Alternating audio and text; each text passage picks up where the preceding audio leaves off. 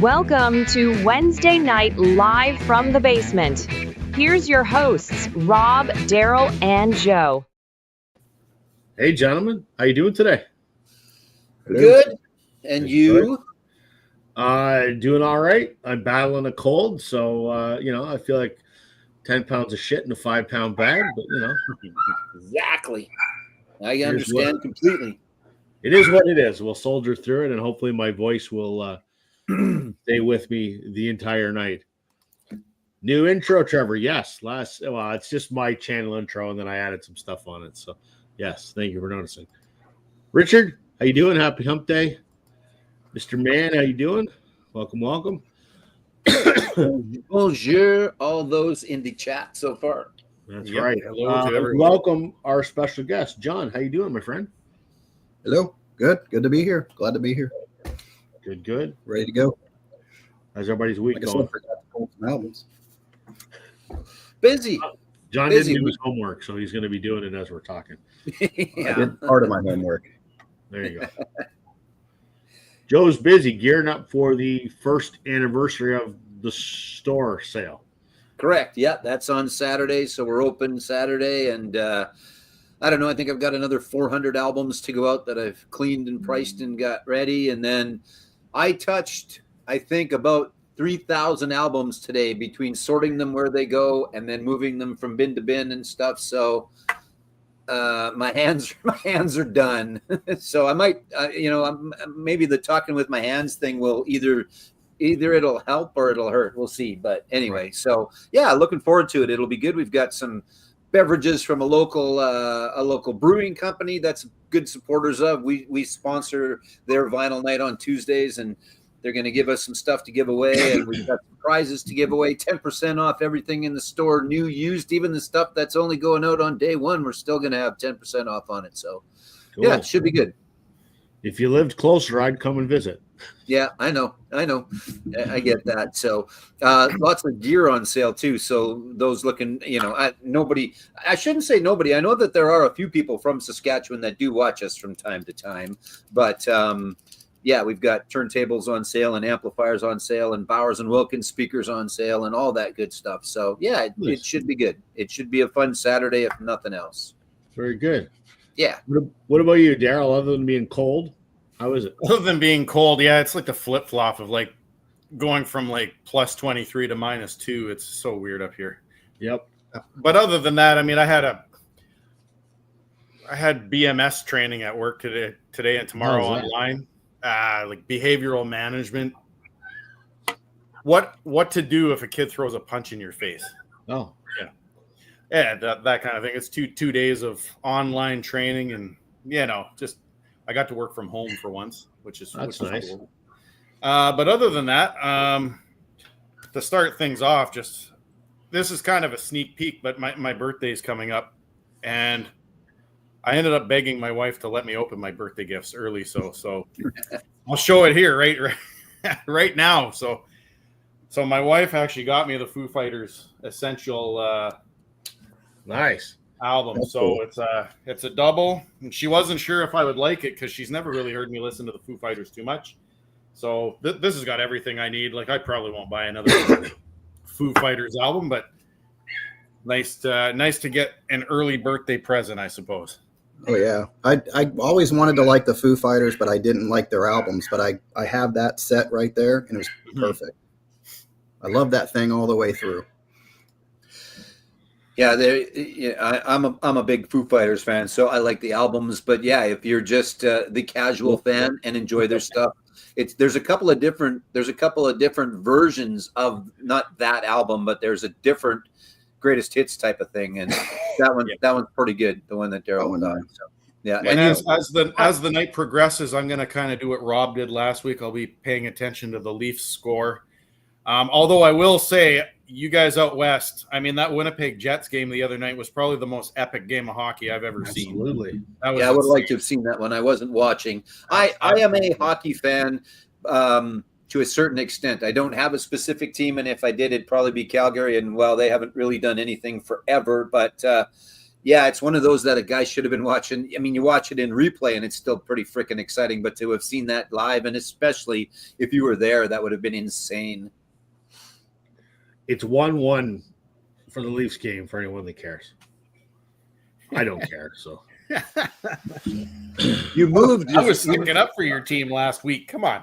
You can't do that to me.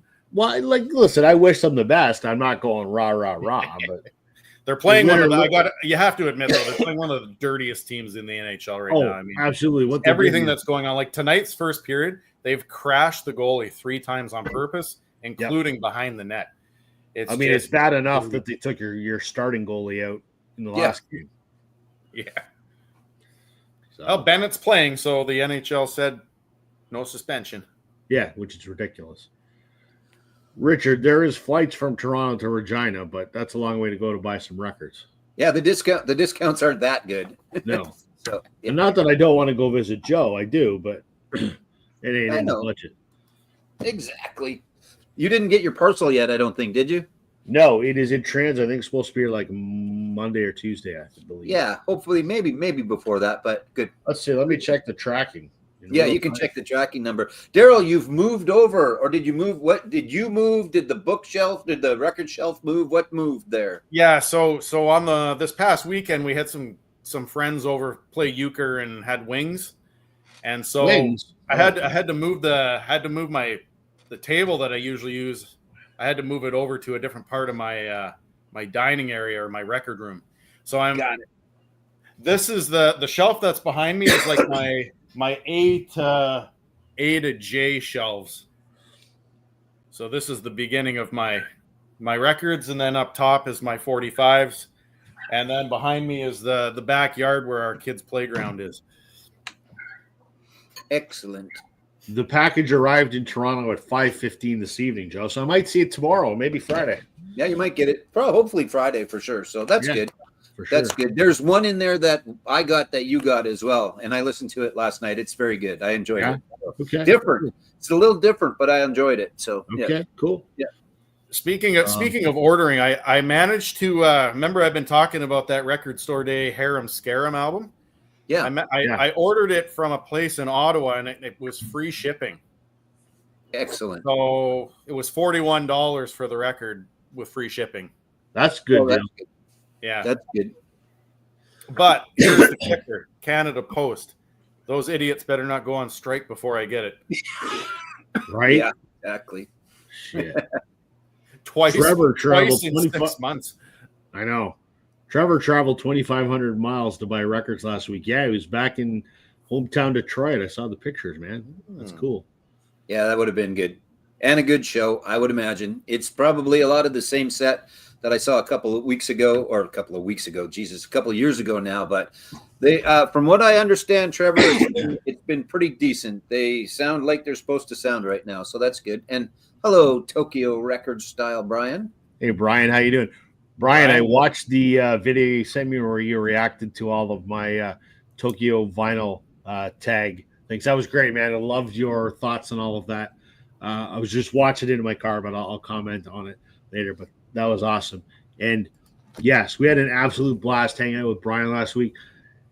For anyone that didn't see it, go back and watch last week's episode after you watch this week's episode, because we had Brian on as a guest for the first time. We had an absolute blast. Brian, anytime you're free and want to join us, just shoot me an email, man. We'd love to have you. Yes, Chris, I saw you. I think you showed the Stereophonics album in a video recently, so I'll have to check that out. Not, I would say I know like this much about the Stereophonics, but I'm always open to hearing more. So it's fun watching Brian's videos because you look and he's like Obi. And there was one that I watched. It was a smaller place that he had just went to, and he bought something that was playing while he was in the shop, and the guy sold it to him or gave him a price of $20. We'll call it $20. Yes. And then he found the Obi inside when he went to sell it to him and went, "Oh no, that's $40 now." It's like, no, that's not worth $40. And I think maybe they split the diff, but yeah. So. Yep. Brian did a great video outside of the Canadian Embassy in Tokyo as a response to my vinyl tag entry for him. So that was cool. So anything else, dude? Exciting, guys? What's Nothing. No. Yeah, just spring has sprung, the grass is riz, kind of. My lawn looks like shit, but that's okay. I'm working on it. And yeah, it's nice. Had a little football on the weekend. I know not a bunch of big football fans here, but for me, I am. So I do the in-stadium stuff for a couple of the junior teams, both the university team and the junior team in town, and they had their spring camp over the weekend. So that was good. Yeah. Good. That's awesome. So I don't think that I've watched anything in the last little bit. I watched a couple movies. I watched the most violent movie. I watched a movie that made John Wick look like it was Pee-wee's Playhouse. It's with Tom Hardy. It's on Netflix right now. The hell is it called? It's got to be a record for gunshots fired. I swear to God, it's just super ultra violent. But Tom Hardy is pretty fantastic, as he always is. So I just can't remember what the hell it's called because I'm getting old and senile and I don't remember. But if you look up Netflix, Tom Hardy, and a lot of guns, I'm sure you'll find it. So there's a certain music documentary you still got to watch, Joe. I know. I'm trying to get caught up on a couple of things, and that is definitely one of them. So yeah. So Chris is saying that he's going to check out the new Led Zeppelin documentary. Becoming Led Zeppelin, right? Didn't you see that, John? I thought you said you saw that somewhere. Maybe? No? No, I didn't see that one. Oh, okay. I want to see the Pink Floyd, though, in Pompeii. Well, Pompeii, yeah, because they've redone it, right? So there's a Blu-ray coming out. There's the album that's out. There's the cassette, if you really want the cassette. I don't get that. But anyway, despite the fact that we are not fans of cassettes here, I still don't get it. If you've got some cassettes around, great. But I'm not sure I'm buying a lot of new. Like, I got my list of pre-order stuff today, and there was a bunch of Metallica cassettes on the pre-order list because they're making them. I guess I don't get it. I don't get it. Buy them. People will buy them. So what are you gonna do? How is that? Well, do we want to dive into our topic now? We can get into her, sure. Sure. I'm just checking the score of the hockey game. It's probably still the first intermission. Let's have a look here. No, it's 2-1 for Florida. Sorry, Darryl. 1840 left in the second. So, all right. That Netflix series is called Havoc. Correct. Thank you. JWG answers all of the things that I can't answer in my head. When I can't think of a band, he usually comes up with it, and he comes up with the movies as well. So, yes, that is exactly it. And like I said, it's good if you're looking for nothing but pure action and shoot 'em up stuff. So, all right. Well, we're talking lyrics tonight. We're not shooting anybody, but we're talking lyrics tonight. This is Darryl's idea. So, about bombs, we'll just blame Darryl. No, we've been thinking about it for a couple of weeks. You know, we talk about records, we talk about bands. We don't have to talk about lyrics. So we have left it entirely open to interpretation. Are we talking good lyrics? Are we talking lyrics you like? Lyrics that, you know, mark an event in your life? Whatever. It doesn't matter. You interpret it how you will. I've interpreted it several different ways in the selections that I pulled tonight. And as soon as we decided we were doing lyrics tonight, I knew John had to be our guest because John's always about, I listen to the lyrics first, and I like when the lyrics tell a story and paint a picture and all that kind of stuff. So John, without question, was going to be our guests tonight. So we're going to kick it off. John, do you have some records pulled? You ready to show one now? Yeah, I got them. All right. So you're going to go first. I'll just I'll supersize you here. There you go. There you go. And this was tough because, you know, I went through my playlists and all of a sudden all these songs were I'm like, all right, unless we're going to do this for 3 weeks, I got to cut this back somehow. So, as I was doing it, I was telling you, Rob, kind of fell into a little bit of categories, like themes, little sub themes as I was doing it. So, so the first theme I have deals with children. And a lot of songs came to my head, but there's 3 in particular that are different phases of parenthood. One is like before the child's born. One is the child is just born, and then like kind of like as we get going in life and we have to leave our kid, you know, not leave them, but, you know, go to work. So there's 3 songs that came to my head. The first one, I don't have it on album, but it's off of Elton John's album, I think Made in England, and it was called Blessed. and just Bernie Taupin writing some really good lyrics. And this is him imagining the kid. It's, you know, hey, you're a child in my head. You haven't walked yet. Your first words have yet been said. And then, but I swear you're going to be blessed.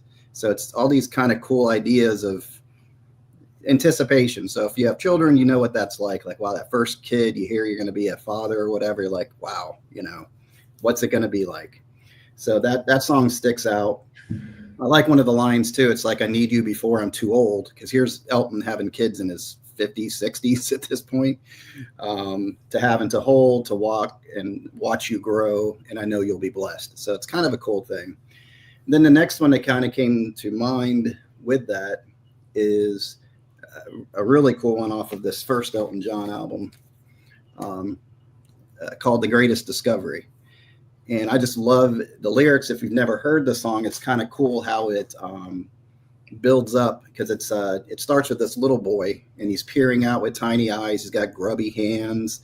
Taupin's writing some really cool lyrics, like wipe the window clean of frost as the morning air laid on the latch. It's very poetic, but what it does, it builds up to this little boy seeing his brand new baby brother for the first time. So he hears a sound on the hall. What was that? A strange new sound you've never heard before. A strange new sound that makes boys explore. And it's even as he gets there, it's like these large hands lift him into the air and the music's building up and everything with it. And he sees his brand new brother there. So it's kind of cool. And then moving on a little bit, there's the first Billy Joel mention of the night, which is an interesting song off the bridge because everybody thinks it's a love song. Keep score, Richard. It's Billy Joel 1 here. There's going to be some Glass Tiger and Blue Rodeo. Yeah. So. I mean, I held back because I could have just talked about his stuff all night long. But this song called Temptation on here, it sounds like a love song. It's time for me to be on my way. I know I got business to conduct. I got places to go. I can't watch her sleeping instead. Another morning I'll have trouble climbing out of this bed. So it sounds like he's leaving a lover or whatever. He's actually talking about his newborn daughter when he was recording this album. So he's actually talking about her. She's such a temptation. He's fascinated with her, all these cool things about her. What was the other one? Yeah, I look so tired because I don't get much sleep. Got too many commitments that are too hard to keep. So it's balancing new fatherhood with business and things like that. So those are 3 songs that kind of came to my mind, and they tell really cool stories. So there you go. I fit 3 in there. I might be doing that, but I'm trying to move it along so it doesn't take too much time up. Never a problem, man. You do whatever you got to do. That's awesome. Cool. It's all good, and it reminded me of another record to pull. So there we go. Richard is commenting how the Beatles were very deep lyricists. She loves you. Yeah. Chris loves Billy Joel, New York State of Mind, because he used to work in New York on Carnival cruise ships. Yep. Lou and Pulp are going to be on the next record, All Day as Best. Okay. Okay. We got the running score here. I didn't pull any Bryan Adams tonight because he's not known to be a lyricist. Blur and Pulp. Okay, now that makes sense. Okay. Daryl, Joe, who wants to go next? Daryl, you go ahead, sir. All right. So, yeah, when I was thinking of this topic, when I had suggested to you, it's kind of like, I forget when it was, Rob and Joe, you both had this where you were sitting there and you were listening to a song and you were like, holy crap, this is a theme for one of your shows. And so this particular record that I pulled, it's the song that I was listening to. Now my interpretation of this song is way different than what the lyrics mean. And I think the reason for that is that during the COVID pandemic, which, you know, for me as a teacher, when we went back to school, was a nightmare. And I just happened to be listening to this song in class, and the set of lyrics that came on, in theory, this is like a breakup song, really. And it's by one of our truly hated musicians. but the lyrics, when I heard them, had a whole different meaning. And in 2025, with what's going on in the world in general, you could almost argue that the interpretation could change. And so that's Don Henley. And the song, the song that I'm thinking of though is Heart of the Matter. Oh yeah. And there's a set of lyrics that goes, just give me a sec here. So the second verse says, "These times are so uncertain. There's a yearning undefined and people filled with rage. We all need a little tenderness. How can love survive in such a graceless age?" And then, it talks about we kill, I guess, pride and competition. It's just, when I was sitting there in the classroom listening to that set of lyrics, it had a whole different meaning of what was going on in my life as a teacher through COVID, sitting there with kids that, and I mean, I can't speak on behalf of teachers down south, but where we are in true isolation, for a period of 3 months, they shut the train down. We couldn't even get in and out of here. I was stuck here. My brother-in-law passed away during COVID. My wife had to fly out. There was all kinds of restrictions. So that particular set of lyrics was, John mentioned that he's organizing this by like category, and I did the same thing. This is kind of like challenges that I faced through my life. And so that particular one kind of defines what was going on during my COVID life. I can't, really speak on behalf of anybody else, but it was pretty depressing. And then the second one that I pulled, I don't have the record for this, so I'm just using this as a placeholder, is Mike and the Mechanics. The Living Years is a pretty powerful song.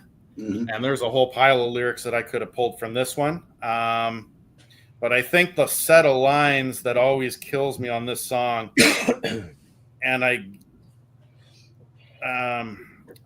always have a hard time listening to this. I don't know why. I think it makes sense once I say it. The lyrics go, "I wasn't there that morning when my father passed away. I didn't get to tell him all the things I had to say. I think I caught his spirit later that same year. I'm sure I heard his echo in my baby's newborn tears." Yeah. Oh God. My youngest son was 6 months old. My dad got to meet him, and my dad passed away a couple months later. Oh. And so that whole, it's just a very powerful set of lyrics for me.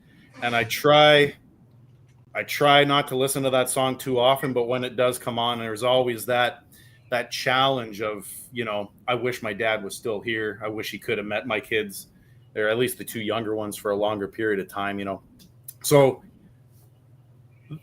that'll be it for the depressing lyrics for me. I'm going to move on after that, but I think that Don Henley song, as strange as it is, that it has nothing to do with what I was talking about. That's how I've interpreted it since 2020. It's that set of lyrics has a whole new meaning to me. And then, of course, in the Living Years is just, to me, it's just, I heard it before my dad passed away, maybe 6 months before, and then after that, right? So it's tough. But wow. Anyway. Yeah, it's a great song. Mike and the Mechanics in the Living Years, Don Henley, Heart of the Matter. Yeah, that's where we'll leave mine. I think not to give, I don't want to give Henley any more credit because he's an asshole, but I mean, I think that's the mark of a good song lyric, right? If the song's about something, but you find that it resonates with something else in your life, hey, that's good songwriting. And to your point, it resonated during the pandemic. And when I heard you read those lyrics, man, I know that song well, but never given it much thought. But I mean, that's very fitting, as you say, to what we're going through now. Mm-hmm. With certain issues in certain areas, let's just say. So yeah, good lyrics are open for interpretation. Let's put it that way. So correct. Good one. All right, Joe. All right. So I just found there was far too many to choose from. So I kind of took the easy way out here. We'll see. I'm going to have some fun with it, and it will be a juxtaposition to any serious lyrics. And it's not that I want to take away from that, but I kind of got something in my head and I ran with it. So I am going to do, every song is going to be by one artist.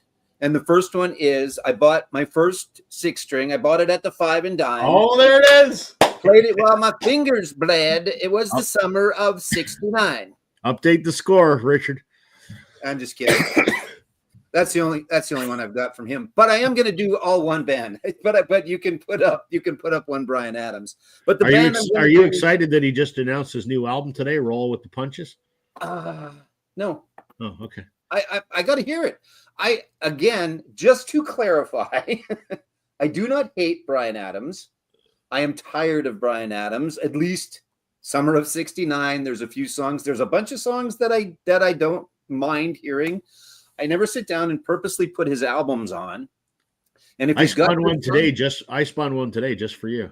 Just for me. And if he's got good songs, I will listen to them and give them a shot. So there you go.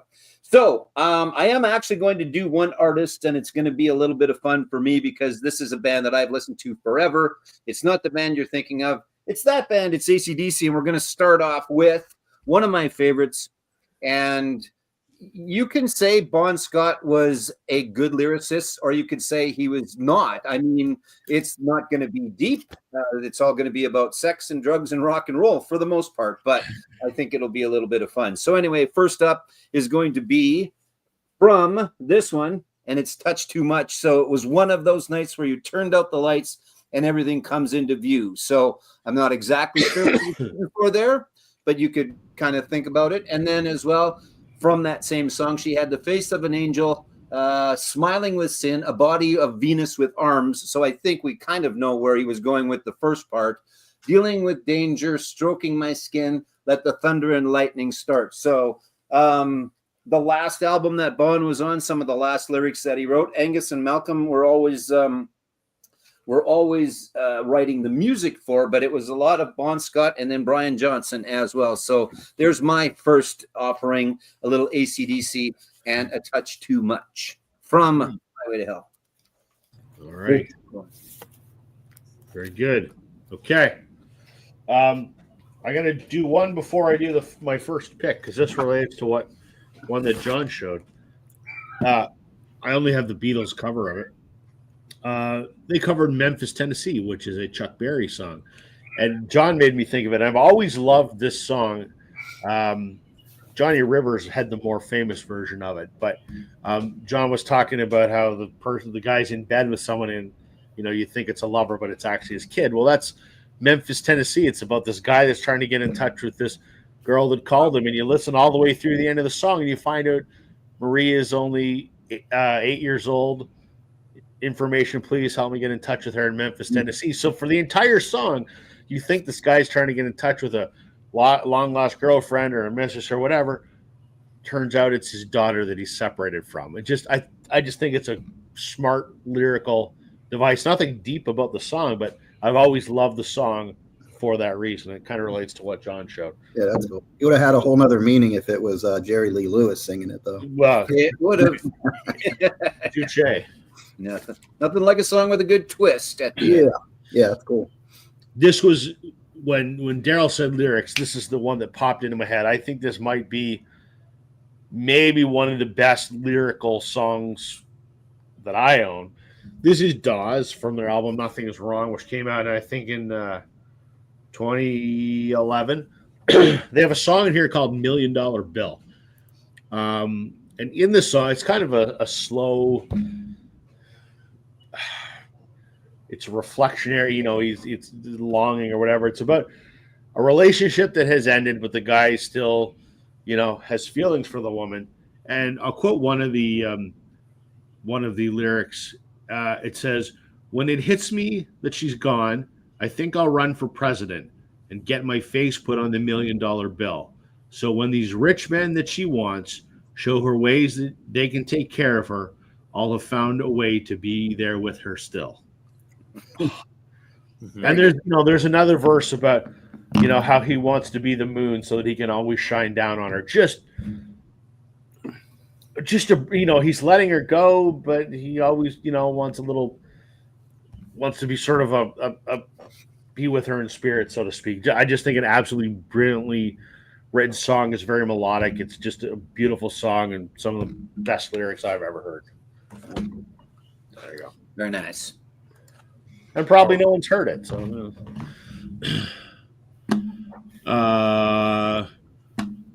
Christian, I love that band. Can't get it in the UK at all. Really? They're here quite a bit. I love some of their earlier stuff. Some of their later stuff, like Doom Scroller, everyone loves it. I can't stand it, but This Is Good and Good Luck with Whatever is a really good album. So, Alex from Beard Vinyl just posted a video the other day where he showed a bunch of Dawes records that he had signed because he just met them, which was very cool. And I was insanely jealous. I've got a few signed records too, but I didn't get them in person like he did. So go watch Alex's video. It's pretty good. Okay. John, you're up again. Okay. All right. So no politics, but we talk religion. So a couple songs that kind of came to mind. I was brought up in religious household, and then as I got older, I started going, am I buying into all this? I don't know. So I had that battle in my head that I probably still have. But there's a cool song by Leonard Cohen off of this album, his last album. Well, there's one after this, but this is the last one. I think it came out like a day or so or a week before he died or something like that. But it has this song on here called Treat. And it's I felt like he was going through the same thing that I battle with in my head, because when you're brought up so young, being told something, and then you start realizing you don't buy into that thing, it's kind of difficult. So I heard this song when I bought the album. I'm like, oh, this, if I could have written a song like this would be it right here. And there's biblical, like a lot of his stuff, there's biblical references and things like that. But he has like, I've seen you change the water into wine. I've seen you change it back to water too. I sit at your table every night. I try, but I just can't get by with you. And that like resonated, because it's like, I'm still battling with this, but I know what I believe, kind of thing. So it's tough. And I like the lyric right here, because it goes, I wish there was a treaty we could sign.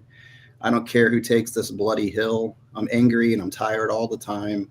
I wish there was a treaty between your love and mine. So to me, that's like a deeper thing right there. Like, trying to find that. And part of that relates to family, because you still have family that can't believe you don't believe certain things anymore. And you got that battle going on. So to me, that's almost like a line to the family going, hey, can we just say it's cool? I'm cool with what you, but you don't. So that's what I love about some of these songs. It just brings up life. So many things that are so true, and you see this artist going through the same thing. So it's pretty cool. I think those are the major lines in there. Yeah. And in the same way, I kind of look at religion in a certain way. And there's a song by Dylan called With God on Our Side. And it was covered by the Neville brothers on this album. It's a really cool version. It's just Aaron Neville and that voice of his. And it's pretty much a quiet song, and it builds up, and they just bring his vocals out there. So it's just him. But it goes through like different, the last line is amazing, but it goes through different phases in like different wars. They talk about the World War I, and I don't understand. And basically we're fighting these wars and God's on our side. What does that mean? So he goes through the First World War. He talks about how America came and took out the Native Americans, but God was on our side, so he's questioning these theories, okay, yeah, you're doing this in the name of God. I don't know. Does that make sense? So he talks about all that, but then there's a line in here about Judas and Jesus. And I was like, this is really kind of cool. So it says, through the many dark hour, I've been thinking about this, that Jesus Christ was betrayed by a kiss. But I can't think for you. You'll have to decide whether Judas had God on his side. And I'm like, okay, that because it had to be for, Jesus's progress in the story, but at the same time, his father sent him a murderer. So it's like this makes your brain go boom, boom, boom, boom. Yeah. So those are ones that kind of come to me, and it, that's why I try to have an understanding towards other people's beliefs and things like that. And I wish other people would have more understanding towards people that don't quite believe that kind of thing. So these are kind of songs that remind me of that. So We could all use a little more tolerance these days. that would be great. That would be awesome. Yeah. Okay, Daryl. Okay. All right. So this isn't Glass Tiger, but this is actually probably my favorite American band. It's no secret that I like Bruce Hornsby and the Range. So I'm going to be talking about this. But this is what was it, about a month ago, I guess, John, you reviewed the album on your 1, 2, 3 reviews there. Mm-hmm. So this is the one that I suggested to you, and I'm going to bring it up. There's actually 2 songs on here, and it's the what's the name of this album? A Night on the Town album by Bruce Hornsby and the Range, which is his the third and final album by them when they were together as a band, and then he went on to do his solo stuff. But the songs that I'm going to be picking from this album deal with. So I grew up. So the town that I live in now is pretty small, but the town that I grew up in was also small. The only difference is that there was road access in and out of the town that I grew up in northwestern Ontario. So it's a small town life, and it was a hard, like an underground mining town. There was quite a bit of what John was talking about in his, with your last albums, with the divide of religion, and kind of there was some pushy people there and stuff like that. So there's 2 songs that are on this album. The first one's called Across the River. And it deals with this idea that even if if you've made some mistakes in your life and you leave your small town life, and then say 10 years later you return to your small town, it's almost as if those problems just reappear because nobody forgets about it. Nobody lets it go. And so the lyrics go from the beginning. Then she moved back around here 35 weeks ago today. Oh, down the lane at night she walks on the banks and remembers how she dreamed of rowing away and how she left one day. But then later on in the song, it talks about her returning to the town and the people saying, then she came back with her tail between her legs like they always said she would. So it's kind of this idea that, you leave your town hoping to get away from the problems, and then, you're just coming back to them, really, because people just don't let them go. So that's the first thing. So if you've ever, I don't know if any of you lived in a small town, but living in small town, I mean, there's rumors everywhere. Everybody knows your business. And if you make one single mistake, it pretty much triggers the rest of your life. Which then brings me, I guess, to the next song. And this is a song, I think you reviewed this song while you were doing it, John, and that's the Fire on the Cross song. Yeah. And if you want small town racism, like serious racism, this song deals with that topic of, down in the South, what was going on in the 30s, 40s, 50s, and 60s. And I think there's a really powerful line in here that just kind of, for me, it's always resonated. What is that? What's that word? Resignated? Resonated. Resonated, yeah. So it says they're looking for some hired guns on the Texas border to shoot them all down if they try to cross over the water. And they've got their old white hoods and the same old orders to keep the dark sons away from their daughters. Yeah. It's just that set of lines. And I don't, like you said, I don't want to turn this into a political whatever, but the fact remains that these problems still exist.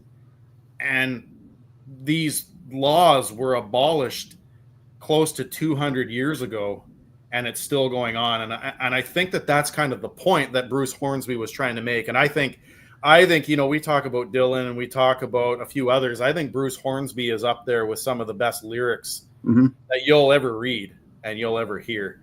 And I think I think his albums kind of try to do that, where he, if you're not pushing buttons, you're not doing your job as a musician, I think is kind of his interpretation of how he was supposed to perform. So those are two, for me, powerful songs. And I think Small Town Mentality feeds off of these things.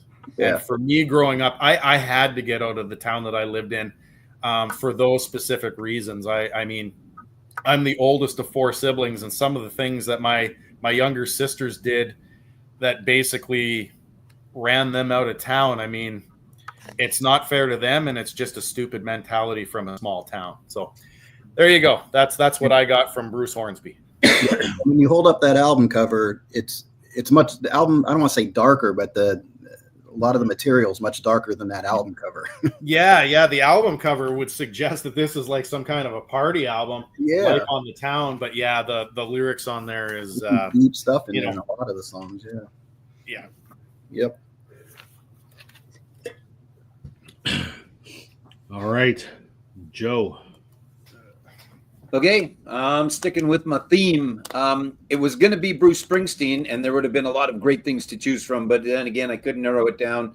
It's been busy. And, we were all young and probably most of the time horny and probably most of the time angry young men, kind of. Not that we're not now. We're just not angry. Well, now we're less angry old men. We're grumpy now, not angry. We're grumpy now. Exactly. Very good. Get off my lawn.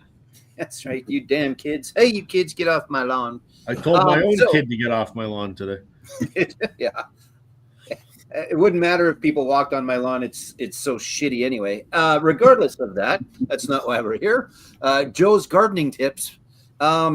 So we started off with a little sexual song from AC/DC, and there's really only going to be 3 options. It's going to be about sex, it's going to be about rock and roll, and it's going to be about sex and rock and roll at the same time. So the next choice is from this album, also one of my favorites. This one, 1974. So this is one that I came across later because it was not one that was necessarily out. I discovered them around High Voltage and that. So, well, actually a little later than that even. Anyway, but then it came back and around and came out. But I'm going to go with, what have I got here? I'm hot when I'm not. I'm as cold as ice. Get out of my way. Just step aside or pay the price. What I want, I take. What I don't, I break. And I don't want you. With a flick of my knife, I can change your life. There's nothing you can do. So Bon was, like I said, he was either horny or angry or both at the same time. But that is Problem Child. And great song. Again, I'm not going deep by any means. I'm not going meaningful by any means. I'm just going by some of the fun stuff that I enjoy listening to. And I'm not sure if you call that fun stuff. That's not the right way of putting it. But as long as you take it all the way that it's meant to be taken, I think you can enjoy it. So there you go. My second offering is AC/DC and Problem Child. It's my theme song. There you go. Yeah. Very good.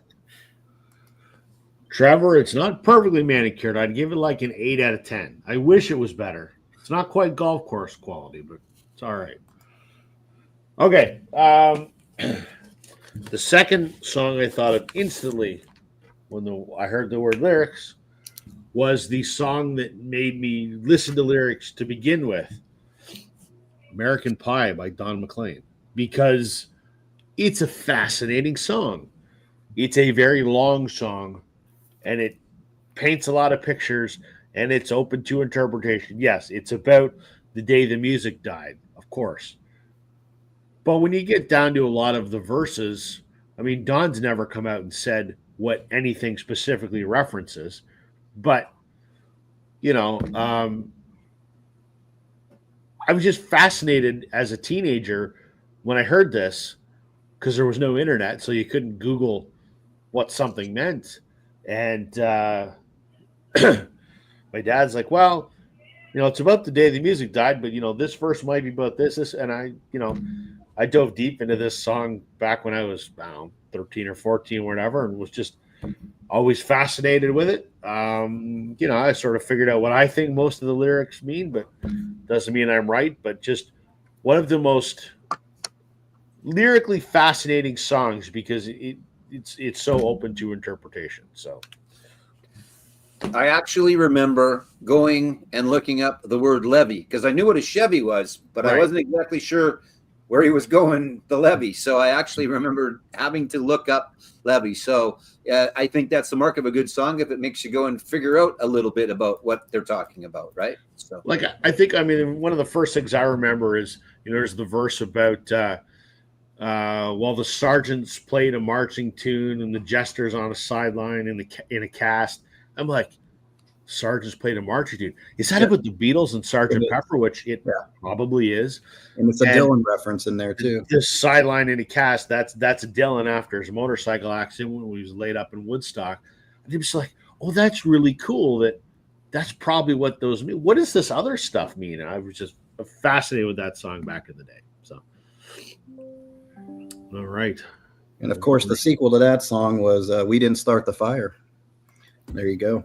Big history lesson. So for a big Billy Joel fan, give me the history lesson, because how's that the sequel? I don't know shit. So, and "We Didn't Start the Fire." Yeah, I mean, I know the song, but well, it's going from 1949 to late 80s when he went through every. Okay. Yeah, I've never paid any attention to anything other than the chorus. It's literally Harry Truman, Doris Day, Red China, Johnny Ray, South Pacific, Walter Mitchell, Joe DiMaggio. Sure. Yeah. I Harry guess that makes sense. Day, Red China, Johnny Ray, South Pacific, Walter Mitchell, Joe DiMaggio. Yeah. And he mentions all those people, and it was a writing exercise that he did. And all of a sudden, he's like, "Oh, I have a song here," and he says it's the most boring song he ever wrote because it's there's nothing to it. Right. But lyrically, it's like, holy crap, he put all that together. It's pretty cool. I've never paid attention to the lyrics. And you're a history major. Children of the Thalidomide, yeah. JWG, you can come up with the band for me, but there's a band that did the next version of it, and I can't remember. It's not Fatboy Slim, and it's not, it's some poppy band that did a version, not a version of it, but a continuation of it. So they took from the last time he did up until most recent, except they didn't do it in chronological order. Billy did it in chronological order. Yeah. Rock and Roll Cola Wars was the last thing that he talked about, but they didn't do that. So I applaud them for trying to update the song. But you got to do them in, there you go. That's it. So Fall Out Boy, you got to do it in chronological order. Like, what the hell, man? So yeah, it was a real exercise for him to kind of put that together. It's pretty cool. Yeah.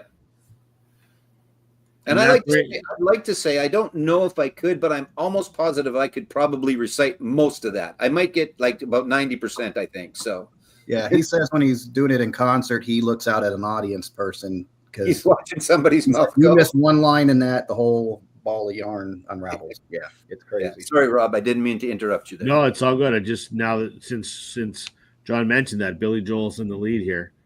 Oh, yeah. 2, Glass Tiger has 1, Bryan Adams has 1, and Blue Rodeo has none. I haven't talked about Glass Tiger yet. I talked about Bruce Hornsby though. You mentioned them. I did. This is not Glass Tiger. Is it every time we say it? Because I've only brought them up one album, but I don't know. Richard's keeping score. Yeah, well, I steer the ship. Speaking of keeping score, it is 3-2 lead. I had to go grab an extension cord because my laptop was ready to die.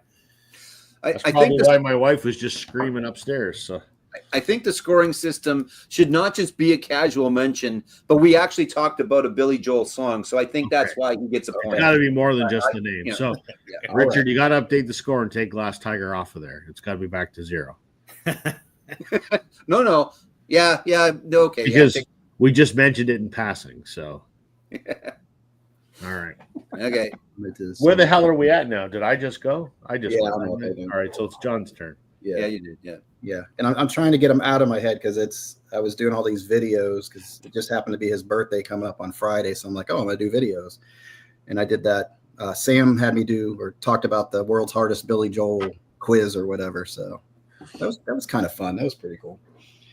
All right. So I'm trying to get the heavy stuff out of the way.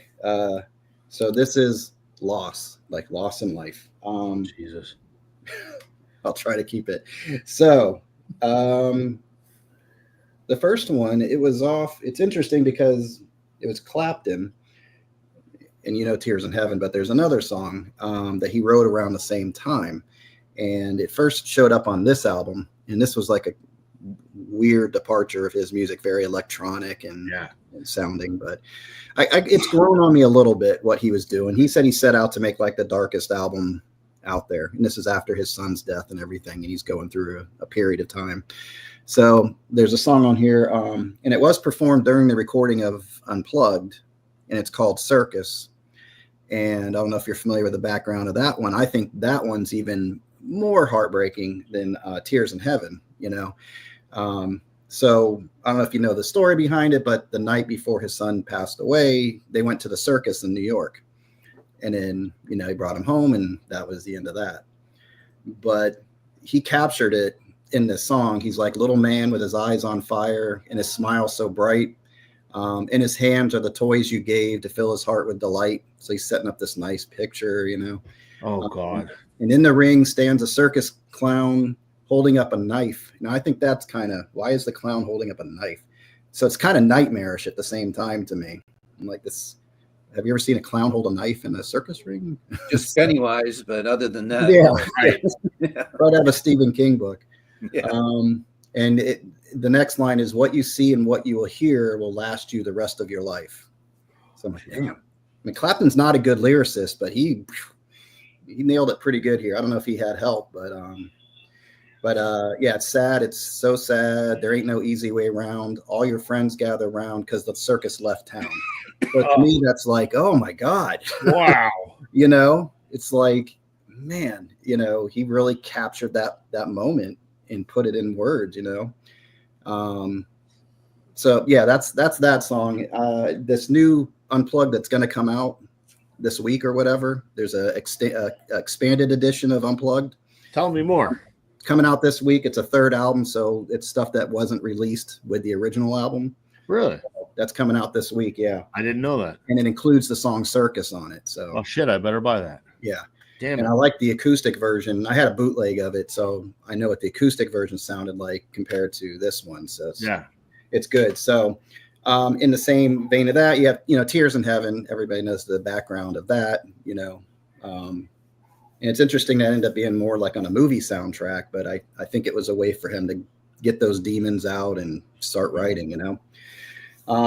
And then on the subject of loss, not to compare animals to people, I brought up, I think I've mentioned this album before.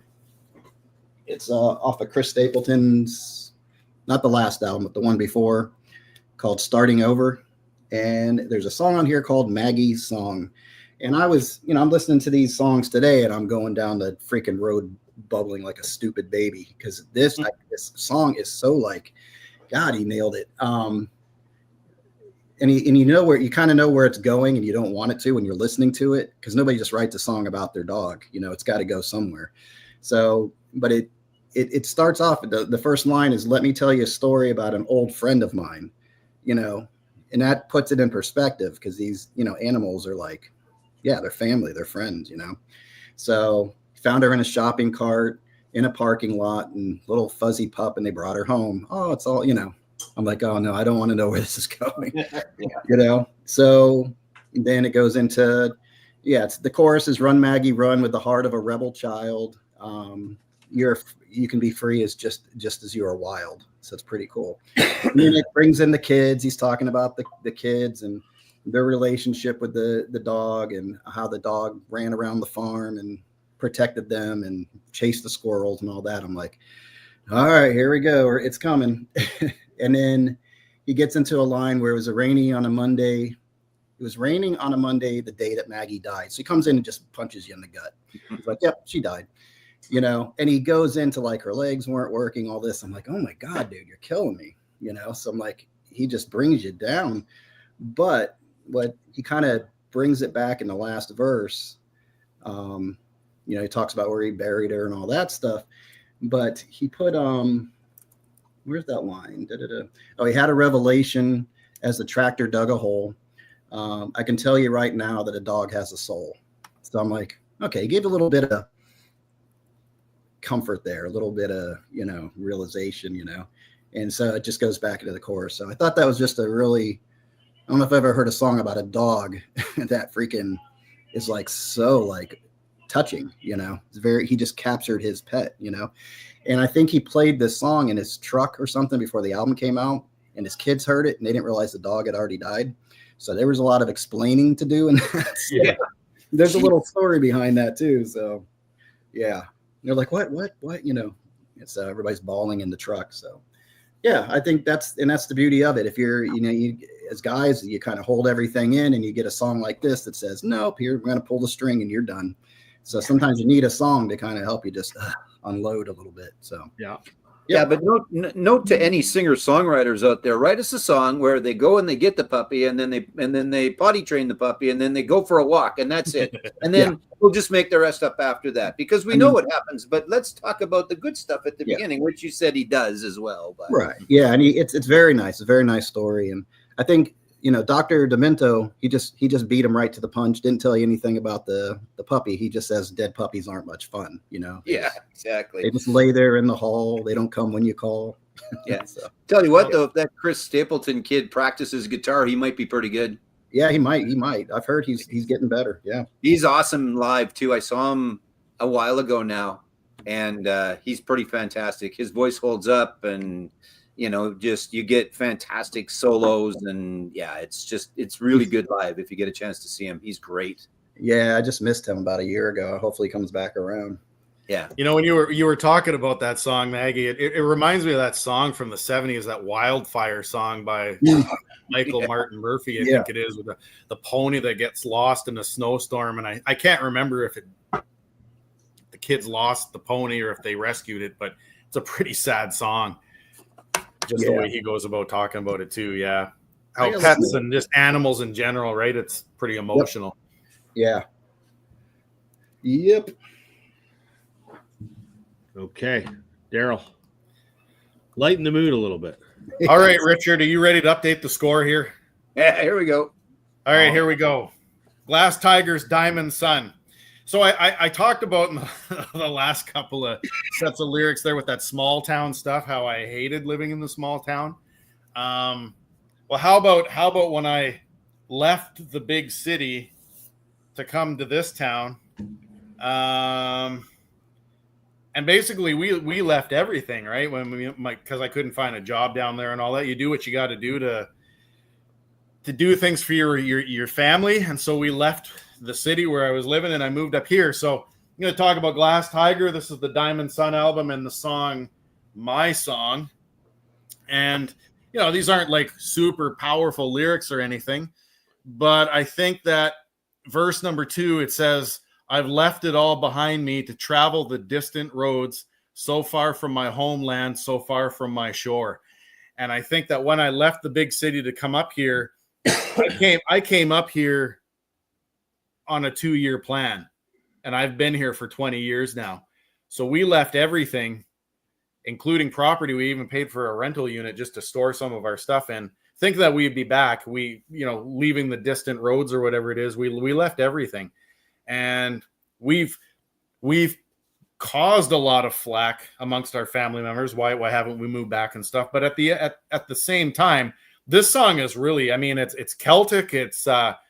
It's fast. It pumps me up. Like if I want to listen to something before a soccer game or something like that, I will listen to that song. It pumps me up, and it just kind of reminds me of where I was, where I've come from, where I've gone.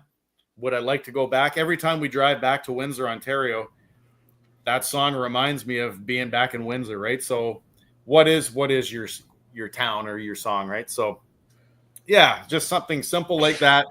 And hopefully in the future I'll be back down to where I want to be. But until then, this is the town that I live in. I'm proud to be here, and that's that. Cool. Good. And you can't leave because you're the legend. Right. I am. Actually, this is funny. There's an adult soccer league. I've retired from it. Indoor soccer league up here. I retired from it about 5 or 6 years ago. And there's a former student that apparently is playing on one of the teacher teams, and they lost like 7-0. And I'm a goaltender, and he says to them, he's like, you got to get Mr. Shannon out of retirement, man. We lost bad. We got to get him back in here. So I guess I'm a legend not only as a teacher but as a soccer player too. Apparently, There you go. I will never Good. play in that league ever again. I have no intent. Okay, Joe, show us some more AC/DC. I will lighten the load a little bit here. So I'm going to make it real dark after you're done. So in the first song, I think a touch too much. I think we probably safe to say he got lucky. And then the next song, he was out on the town just drinking, wasn't looking for anything. This song starts off. No, it doesn't start off actually. Well, it starts off out on the town looking for a woman. But the part that I like is she was standing alone over by the jukebox like she was something to sell. I said, baby, what's the going price? She told me to go to hell. So it's a little bit of frustration on Shut Down in Flames. Like I said, these guys did not stray very far. And I know that, and I completely have no problem with it. But just another great tongue-in-cheek song from Bon Scott. I think the writing is definitely different between the Bon Scott stuff and the Brian Johnson stuff. Not a whole bunch. Brian's got some innuendos and things like that going on as well. But it's a little more rock and roll. Bon was a little more sexual stuff or whatever. And we'll get to that in a bit. But yeah, so sometimes you get lucky. Sometimes you're just out on the town and you have no luck. And she tells you to go to hell. And I think I know I've been there. I can't speak for you guys, but I'd probably say we've all been there. Been there. Yeah. I mean, not for a while, but still. All right. There you go. Okay. We're trying to do this. Richard, get out your pencil to update the score. I'm going to make this dark here, but since Daryl went Glass Tiger, I got to go Blue Rodeo. Specifically, I'm going to pull it. This is only on CD. It's not available on vinyl. This is Jim Cuddy, who's one of the principal songwriters and frontmen. This is his second solo album called The Light That Guides You Home, which came out in 2006. Okay, here we go. There's a song in here called Pull Me Through. And it is about loss. And it is about someone who has lost their partner. And it's kind of how sort of the world is empty. And you're like, what the hell do I do with myself? And there's someone that pulls them through. And not only are the lyrics brilliant, I think, and I'm going to recite some of them momentarily, but for me, it's one of those songs that marks a significant milestone or event in my life.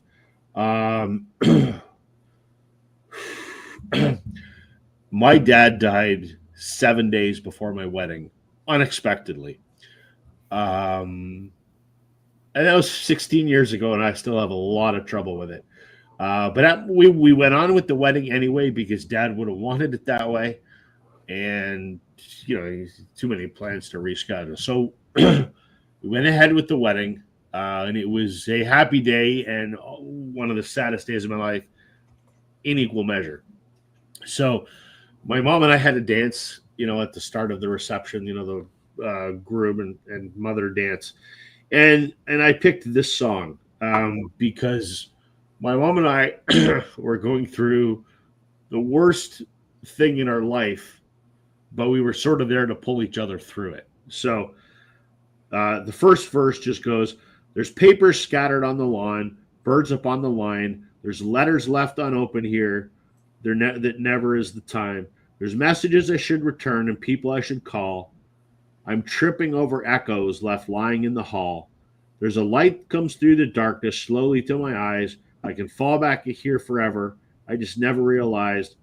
Time won't let me go. And then the chorus goes, you could always pull me through. You could always pull me through. Even when I'm lying here, drowning in my blues, you take the sting out of the rain and bring the sun back up again. You could always pull me through. And, you know, Mom and I leaned on each. I'm an only child. And so it was just Mom and I to get through a horrible, horrible time. I think those are great lyrics. I can picture that imagery of, you know, someone wandering around an empty house not knowing what to do with himself because their partner's gone. But it's a pretty poignant event for me and my mother. And, you know, we pulled each other through that. Unfortunately, my mom and I have kind of a strained relationship now, but it is what it is. But Yeah. So that's one. So Jim Cuddy from his album The Light That Guides You Home, song Pull Me Through. Now I'm gonna lighten it up a little bit. Just because. I'm gonna do a twofer because I want to. And I'm the boss, so I'm gonna. This is a song that has lyrics that are funny as hell. Let me just pull them up here. There we go. So this is a Canadian band from out west in Joe's neck of the woods, I think. You guys know these guys? Showdown? Yeah. You know where I'm going with this, don't you, Joe? Oh, yeah, for sure. Yeah. This one, yeah. So these guys were like kind of a country band in the late 70s, I guess. This came out in 1980. 1980. And they have a song called The Rodeo Song. And I love it. So back when I was in grade 6, one of my best friends, Graham, who's still one of my best friends today, we had this other friend, Ron, who was a little bit crazy. And he would always walk around singing these nonsensical lyrics. And we just thought he was making this shit up. 20 years later, I'm working at Canadian Tire. I'm out at the hot dog cart at lunch having a hot dog. And a buddy of mine who was like 20 years older than me, worked in the parks department. He was having lunch too, and he comes out and he's waiting for the hot dog, and he starts singing this very same song. I went, holy shit, Paul, what is that? Because bear in mind, this is pre-internet, right? So you couldn't Google anything. This is in the 90s. He goes, oh, that's the Rodeo Song by Showdown. And I go, I had no idea it was a song. And I found it. And I'm going to read you some of the lyrics. Well, it's 40 below and I don't give a F. I got a heater in my truck and I'm off to the rodeo. Well, it's an element of left and an element of right. Come on, you effing dummy. Get your right step right. Get off stage, you goddamn goof. You know, piss me off, you effing jerk. You get on my nerves.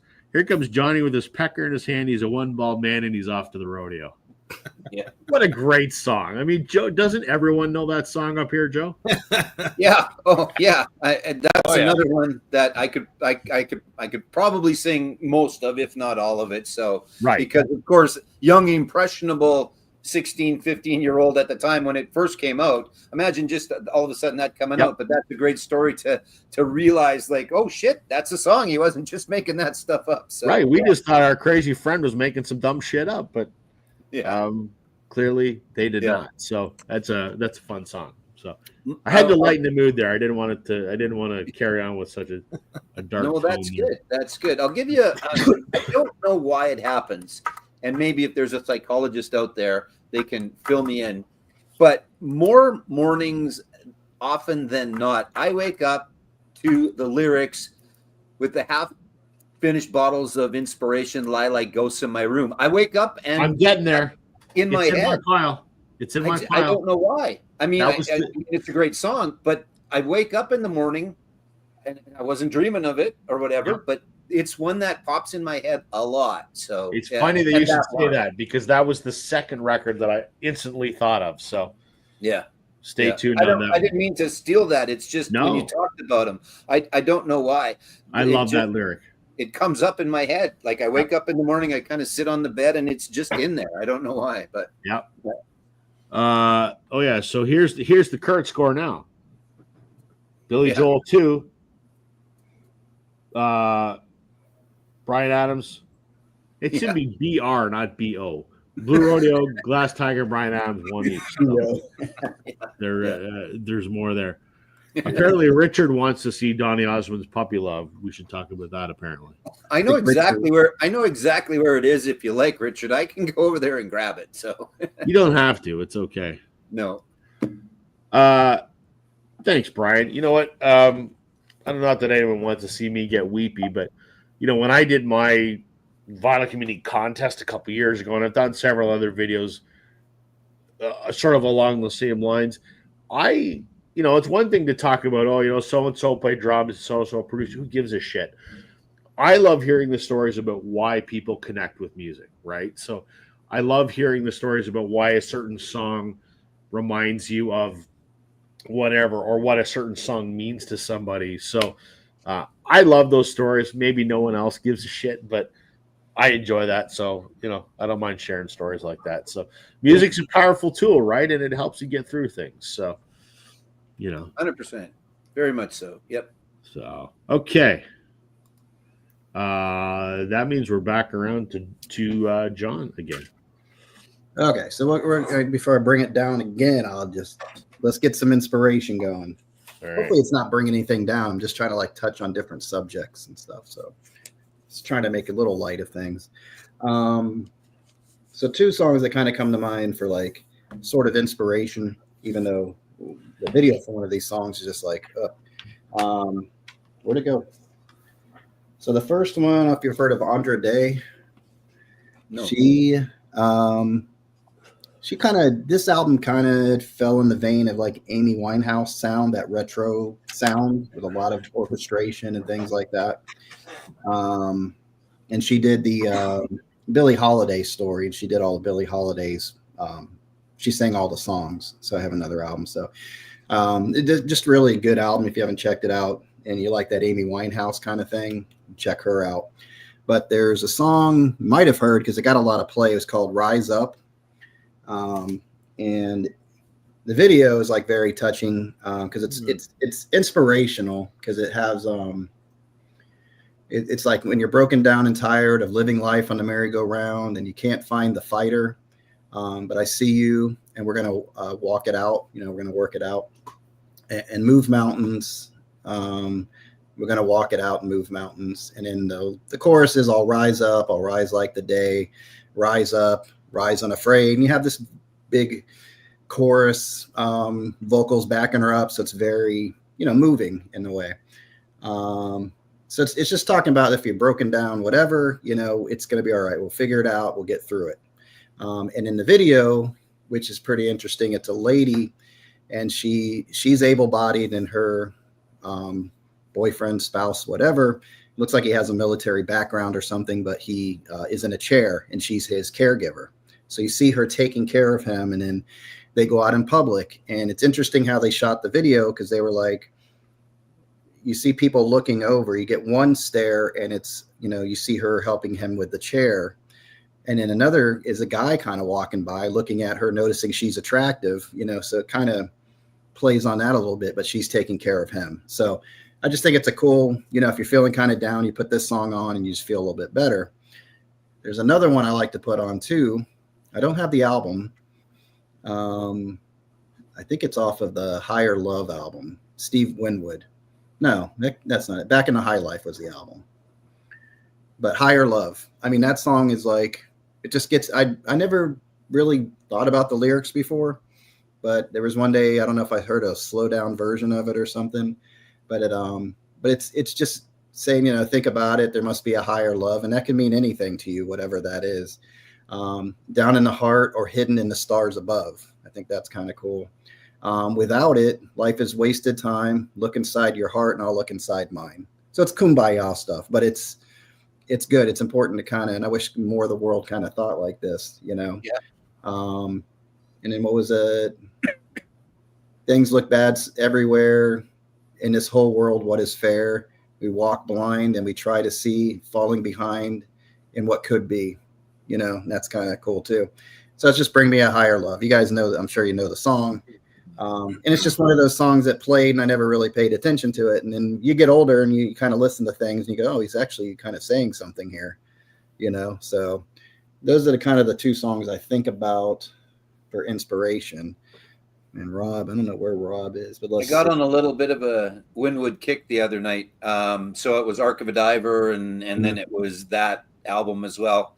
That's some really, really good music and really sonically sound music as well. It's really something I kind of forgot. It's like listening to Alan Parsons, right? I don't know how much of an Alan Parsons project fan you guys are, but if nothing else, it always sounds fantastic. And that's not to take away from the lyrics, because that's why we're here. But I happened to be listening the other night, and they're just 2 fantastic albums that I don't think get a lot of credit, right? I mean, he's got a name for himself, but he's definitely not up there with others, I don't think. I mean, I think he is. I think he is, but I don't think he gets the recognition as much as he should. So, yeah, I agree. I'll be talking about Steve Winwood in a bit because I have one from the same album actually. So I'll leave that for a few picks. But yeah, no, Steve Winwood, Alan Parsons is great. Yeah, Yep. definitely. All right. Sorry, Trevor, I missed that. I had to go say goodnight to the boy. Curtis, Missed the inspiration. you did, but that's okay. Okay. All You right. guys are making me feel bad. I knew this was going to be the case. I've got the fluff, and you guys are the deep tonight. Well, I got lots of fluff coming, Joe. Don't worry. Okay, good. Yeah. We need you to lighten it up. Not as much. I'd argue that the next one that I'm going to do is going to be the most frivolous lyrics that there are possibly this evening, but maybe not because the rodeo song was up there. So, Well, speaking of songs that have some of the dumbest lyrics ever, I've got two of them coming up right now. okay, These are my dumb lyrics. So I mean, it should go without saying, if you are familiar with the band Primus, that you should be hearing some dumb lyrics. And this is the Tales from the Punch Bowl album. I think it was 1995. They were like my high school. I don't know. They're by far they're my favorite band of all time, just because of how dumb they are. There's a song on this Tales from the Punch Bowl album called The Danza Jig is what it's called. It's like their version of an alternative country banjo. You name it, it's all in there. And I'm just going to read most of the lyrics from this song because it's dumb. So it goes. I can still remember Jenny Hernando. She was my little lovely one when I was 17. I remember the day she gave her virginity, and then she gave it to everyone in our vicinity. That's awesome. And then he goes, I can still remember my old friend Todd Scolati. I watched him snort a milkshake right up his nose. He slurped it up the left side, blew it out the right side. How he ever kept it down, I will never know. And of course, I still remember old Flouncin' Freddie. We were pumping gas down at El Sobrani Shell. His Mustang was his pride and joy. He liked to dance the cowboy, hanging out at Jack in the Box, but eat at Taco Bell. Probably the dumbest set of lyrics ever. But it's fun, you know. It's fun. It's fun. Yeah. And so, if we're going to talk about funny lyrics, this is again a placeholder because I don't have the main album, but we got to talk about Weird Al Yankovic. And he does a song. He does shit. I don't know if you're familiar with One More Minute, by Weird Al.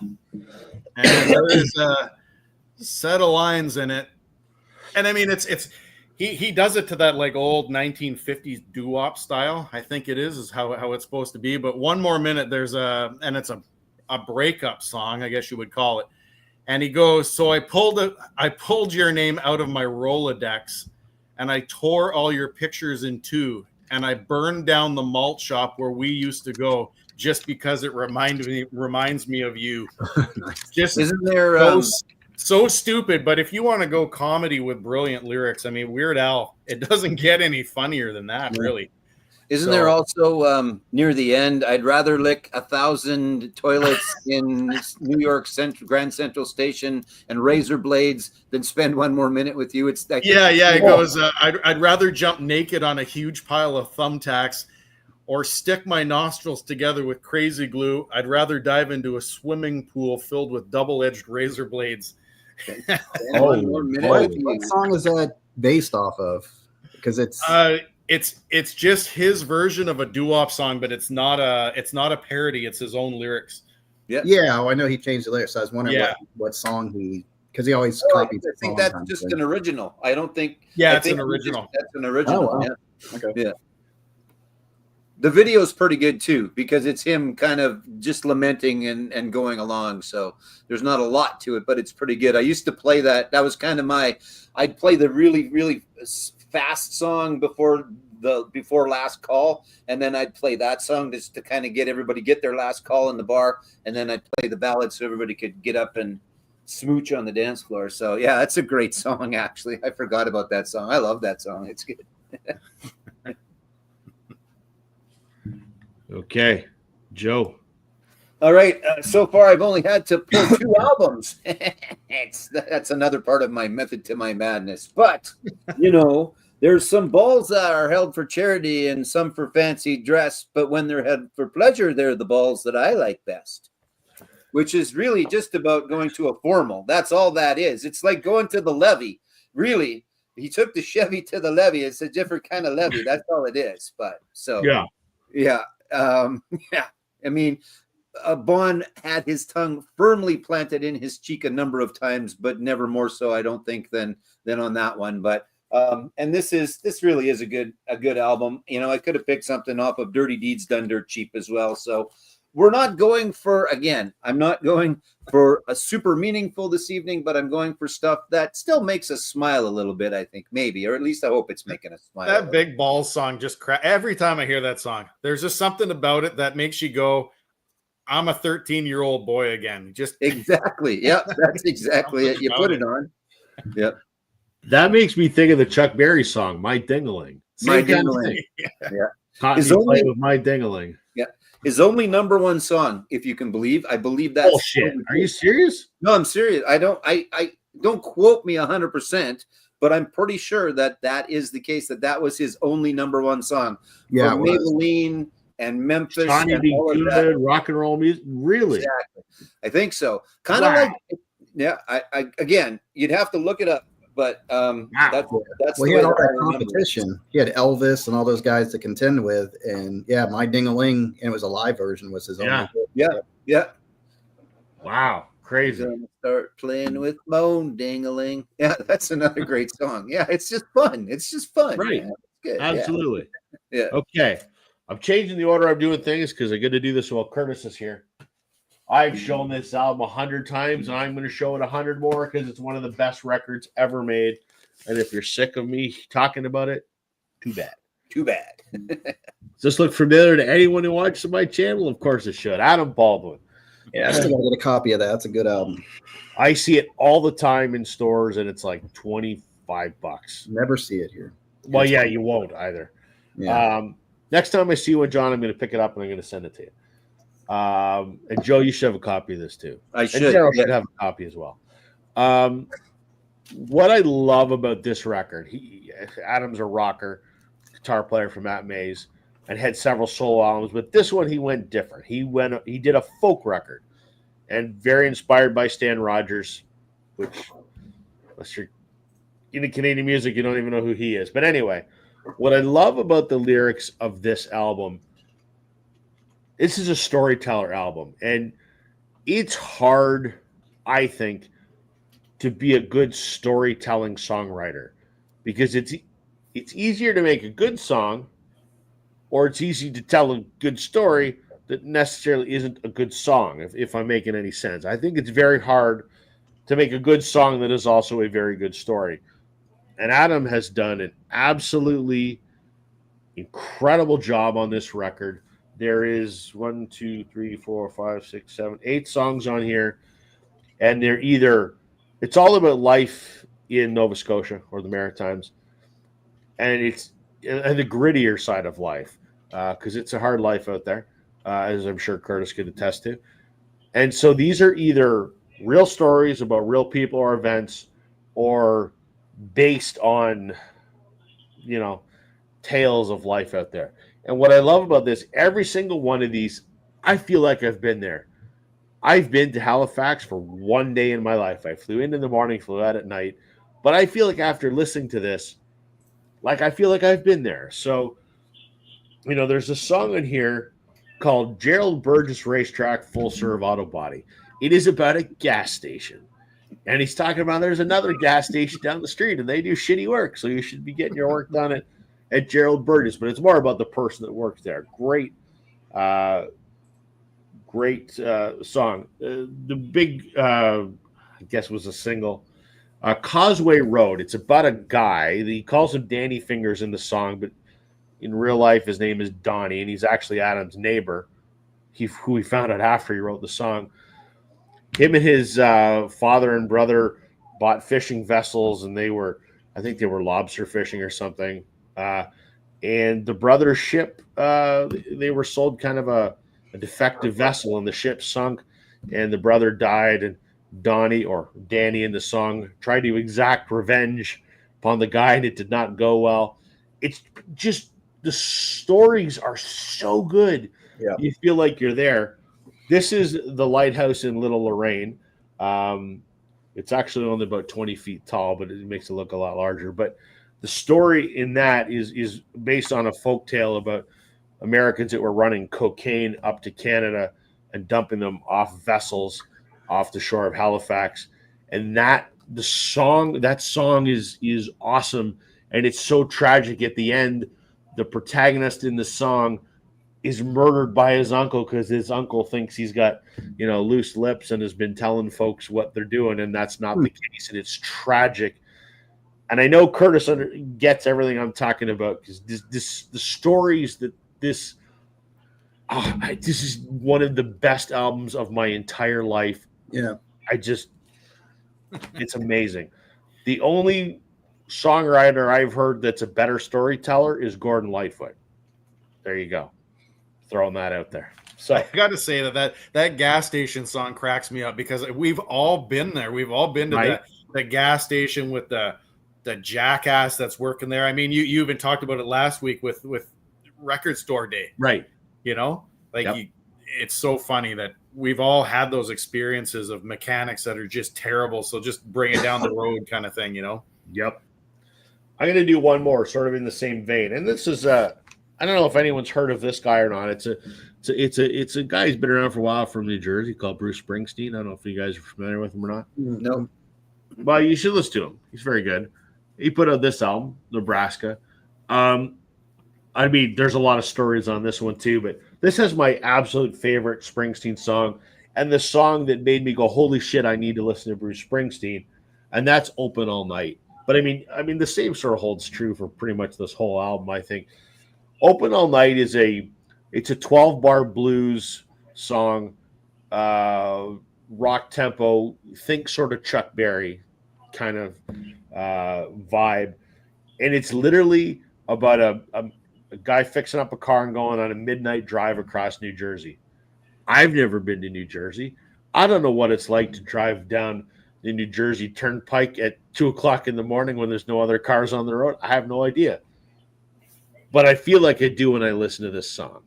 Mm-hmm. And I won't bother reciting the lyrics, but any song that makes you feel like you're there and it's like a movie playing in your head, job well done. So those are two that I think of in terms of the ability of someone to use those lyrics to tell a story in a very poignant way that makes you feel like you're there.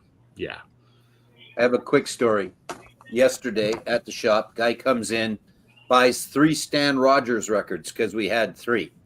So I go, you know what?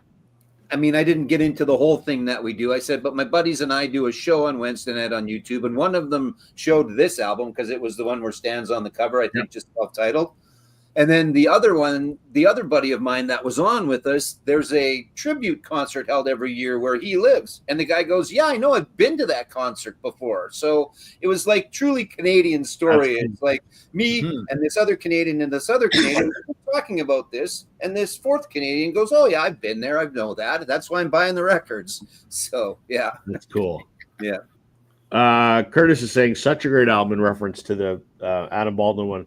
The last track on side A called, it's what's it called? A Plea to St. Peter. Only recently really sat and listened to it on repeat. It's completely blown away. Yeah, I mean, all of the songs of that album are blown away. There's another song in there called Number 2 Colliery, which is based on a mining disaster. Fictional story about a real life event, but a guy knows that his brother is cheating on his wife and his wife's pregnant. Could be his brother's. And he's at work in the coal mine, and there's a cave in, and he's trapped in the mine, and he realizes that he's going to die, and he's basically in his song telling his brother, raise the baby as your own. Like, what a heartbreaking. The whole album is just, it's good, fantastic. I'd kind of like to know the story behind why they blew up the Chicken Man in Philly too, because that would be another. Maybe that's on these new albums coming out. The prequel to Atlantic City would be kind of cool to see why the Chicken Man got blew up in Philly. That'd be kind of know.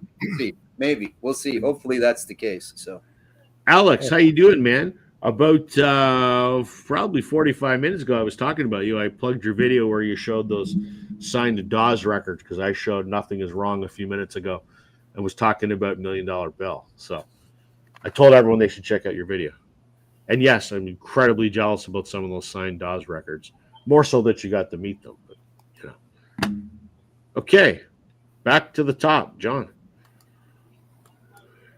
All right. Yeah, and you mentioned that the story too with the boat and they're running drugs through from U.S. to Canada, I guess. Yep. And I don't know. There's a movie on Netflix I watched about a year ago called Finest Kind, Finest Kind. Has Tommy Lee Jones and Jenna Ortega in it. But it's a family that down on their luck, trying to get some money, run this money, go up through the U.S. into these waters into Canada, and then all hell breaks loose and all this stuff. But I don't know if it's the same kind of storyline or whatever, but it just reminded me of that when they're actually they're making a movie about based on that song. Apparently, they were doing some casting for it recently. So yeah, it doesn't quite go the way you were. I listened to the album. I don't remember all the lyrics, but doesn't quite go the way right you were talking. So it's a little bit different story. Well, it could be based on things, because it's an urban legend, right? Who knows whether it's true or not, whether they were actually smuggling coke up to Halifax or not. But yeah, he has created a fictional story based on a supposed real life event. So it could be the same supposed real life event, quite possible. Yeah. So it just reminded me of that when you mentioned it. Yep. Okay. So let's see. So I like when literature meets the album. I love it. So I know where you're going with this. Steinbeck, Grapes of Wrath. You know where I'm going exactly. Tom Joad. And I didn't discover the album until after I read the book. That's kind of a late bloomer because I'm like, oh God, look at this big old thing. I read, most of Steinbeck's stuff is 300 to 500, not even 500 pages, just shorter. And this was like, oh boy. But I absolutely love this book. If you've never read it, it's Americana. It doesn't get more Americana than this. It's the Dust Bowl, the Great Depression, all that stuff happening in this book. And so to read the book, and then I went ahead and watched the movie with Henry Fonda. Loved it. They did such a close interpretation between movie and book. There's very, very few that do that. Kind of like To Kill a Mockingbird. The book and the movie just go so close to each other. It's great. But I was on a Steinbeck kick. I read that, and I don't know how it came across my way, but all of a sudden I'm like, oh, the ghost of Tom Joad. I'm like, is that the Tom Joad? There's no other Tom Joad that I know of. So if you haven't read the book, Tom Joad is the main character. He's the guy in the very beginning. He just gets out of jail. He's coming home to his family and realizes everybody's moved out because the banks foreclosed on everything. The houses are getting torn down and everybody's moving out to California. So it's there's a lot of, I guess you could say, inspirational parts, but it's a hard read at times.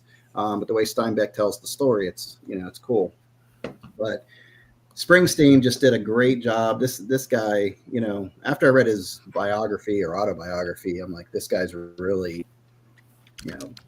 more literate than I thought he was. He kind of comes across as a doofus, but this guy's smart as hell. If you listen to his lyrics and you listen to a lot of things, he's well read and very intelligent guy. But he captures it in this story, and he's like, men walking along the railroad tracks, and this is kind of where they're already out in California, and it's crazy. It's like, this is America they're talking about, and they're lining people up. I won't quite say like a concentration camp, but it is a camp, a work camp that these people have to go to because there's no other work for them to go to. So it's kind of bleak, and they try to find little funny moments, but then trouble ensues and there's all kinds of things that happen. But this paints such a good picture of it. You can tell Springsteen just absorbed the book and just spit it out how he interpreted it, this story. But men walking along the railroad track, going someplace, there's no going back. It really lays out the story. Highway patrol choppers coming up over the ridge, hot soup on a campfire under a bridge. So then shelter lines stretching around the corner. Welcome to the New World Order.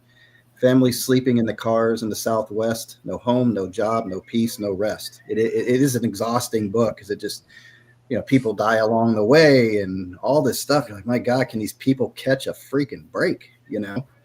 But and then the preacher. Now, preacher I can relate to because as I talked about before, you got this preacher in this book that is not about his religion anymore. He's like, this is not me anymore. So you got this conflicted preacher through this whole story that comes along with Tom and his family as they move out to California. But where was it? He pulls a prayer book out of his sleeping bag. Preacher lights up a butt and takes a drag. Waiting for when the last shall be first and the first shall be last in a cardboard box beneath the underpass. But the last line, and there's a big speech. I don't want to give it away if you haven't read the book or the movie, but there's this big speech that Tom gives for a certain reason. And he says, now, Tom said, Mom, whenever there's a cop beating a guy, wherever a hungry newborn baby cries, where there's a fight against the blood and a hatred in the air, look for me, Mom, I'll be there. Wherever somebody's fighting for a place to stand or a decent job or a helping hand, wherever somebody's struggling to be free, look in their eyes, Ma, you'll see me. So the ghost of Tom Joad stands as the inspiration for, we're going to get past this and we're going to fight against injustice and all these things. So just a great, it's funny how it all just fell into place. Reading the book for the first time, then discovering the album. I love when stuff like that happens. And the way he painted this, it's just like, oh man, he nailed it, nailed it. The only other band I know that did a song based off of this was actually called Grapes of Wrath. I think it was Charlie Daniels' band actually did it, but they were a little more direct and definitely not as deep as these Springsteen lyrics. They didn't capture it, but they did a nice little tribute to it. So anyway, yeah. And this is what I call the Nebraska stepchild, because it's basic. There are some keyboards in here, but it's mostly acoustic. A lot of those straight storytelling kind of thing. And I go back and forth. Sometimes I like this a little more than Nebraska, but it's probably the keyboard. I gotta give it some more time. I have it and I like it. Mm-hmm. I don't like it nearly as much as Nebraska, but it's because I haven't given it as much time either. Yeah. It's got some hard subjects on here. But yeah, goes to Tom Joad. Love Good it. stuff. Okay. Daryl. I don't know where to go after that. That was good.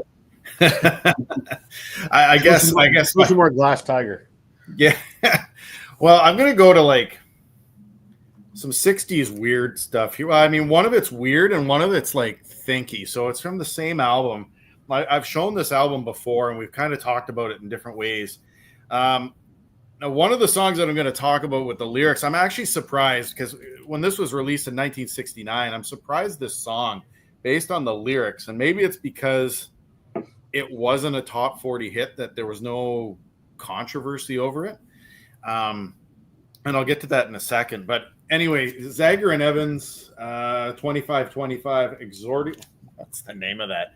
Exordium and Terminus is the name of the album. But of course, they did the song, in the year 2525. And I think that it's pretty brilliant when they get to in the year 95. It says in the year 95, I'm kind of wondering if man is even going to be alive. He's taken everything this old earth can give and he ain't put nothing back. Right. Mm-hmm. It's kind of one of these things where, I mean, you look at our world today. We've talked about it in some of these lyrics earlier. John, I think you talked about war and things like that. We've talked about fire on the cross. Rob, you've talked about some stuff in your lyrics, and really what that song boils down to is what is going to happen in the end. I mean, we're all probably not going to be here to see it, but is there actually going to be a planet left? And so they tried to predict that back in 1969. But at the same time, that same album, there's a song, and I think it's the last song on the first side, but there's a song called Fred. That's the name of the song. Is just called Fred.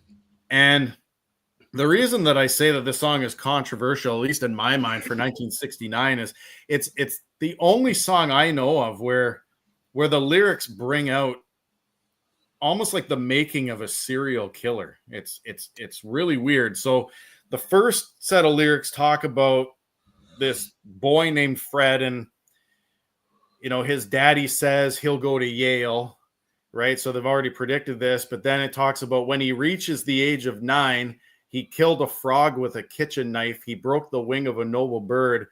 He took a jagged rock his slingshot hurled. So he talks about how this 9-year-old boy is already torturing animals. And then at the end, it talks about when Fred was 21, he was prepared for things to come. He'd learned to kill, hate, and steal. Now Uncle Sam offers a better deal, basically talking about him going to Vietnam. And then on his return from Vietnam, it talks about him killing somebody on an airplane. Right. So it's just, I'm actually shocked that the song didn't stir up more controversy. I think Zager and Evans with their lyrics, they just give you some weird, different things to think about. So, on the first song, in the year 2525, what are we doing to this planet? Are we still going to be here? And then he talks about, the making of what goes on through the minds of certain people. Right. So, yeah, no, that's what I got there. I think Zager and Evans is an underrated duo. And if you haven't checked out the Exordium and Terminus albums, definitely give it a shot. It's different, but it's got some oomph to it, I guess, for that weird late psychedelic 60s stuff. Yeah, that's cool.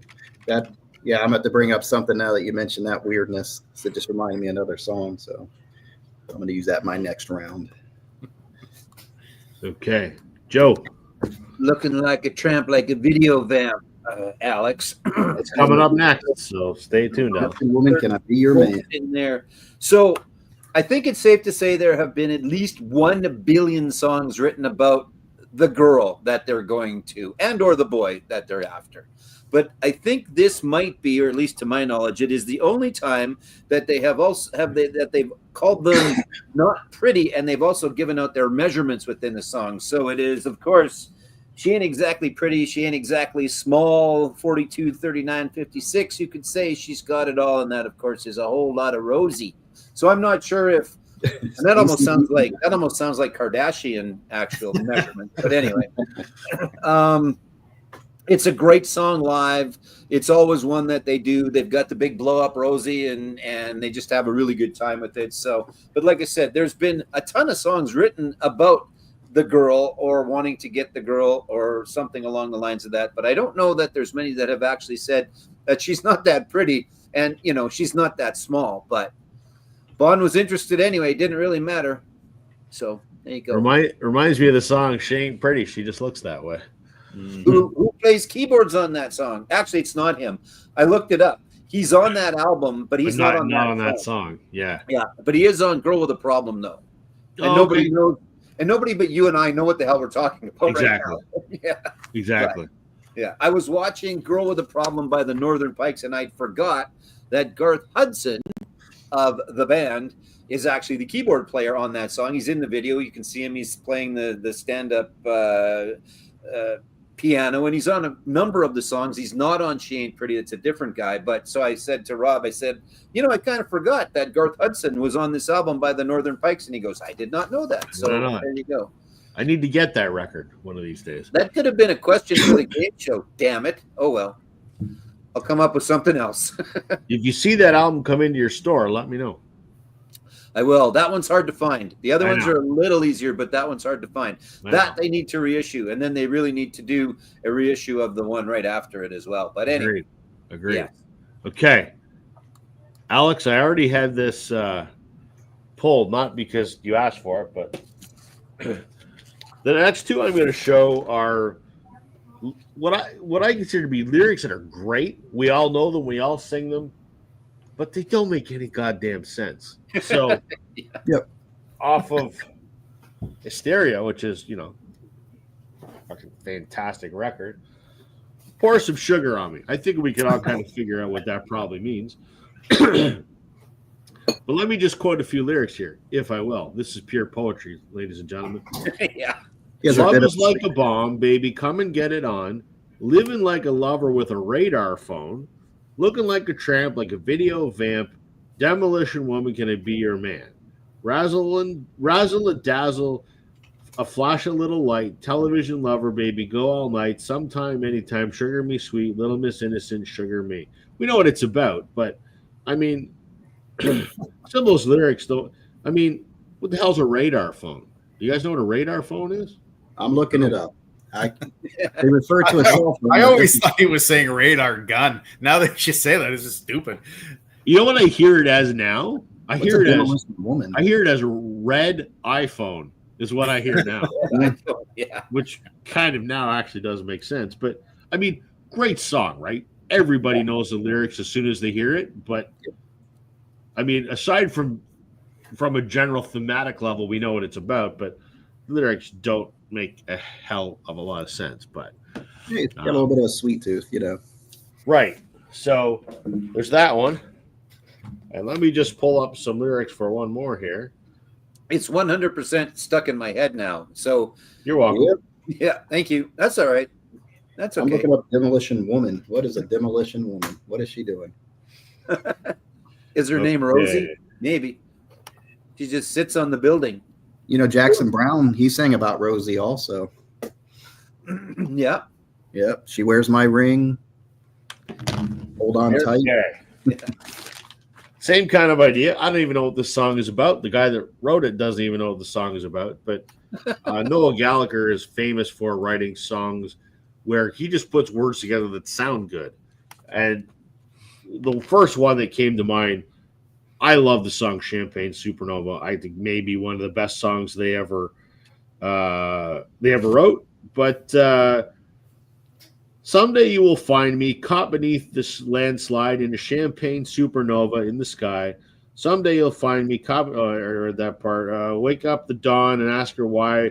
The dreamer dreams she never dies. Wipe the tear away now from your eye. Slowly walking down the hall, faster than a cannonball. Like,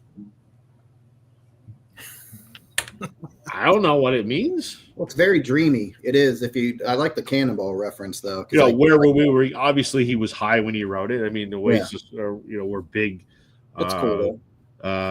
Experimental users in substances, but Noel has said, I don't know what the hell the song's about. He said that about a lot of his songs. So, but that doesn't necessarily mean they're bad lyrics. They're great. They sound good together. It's an awesome song.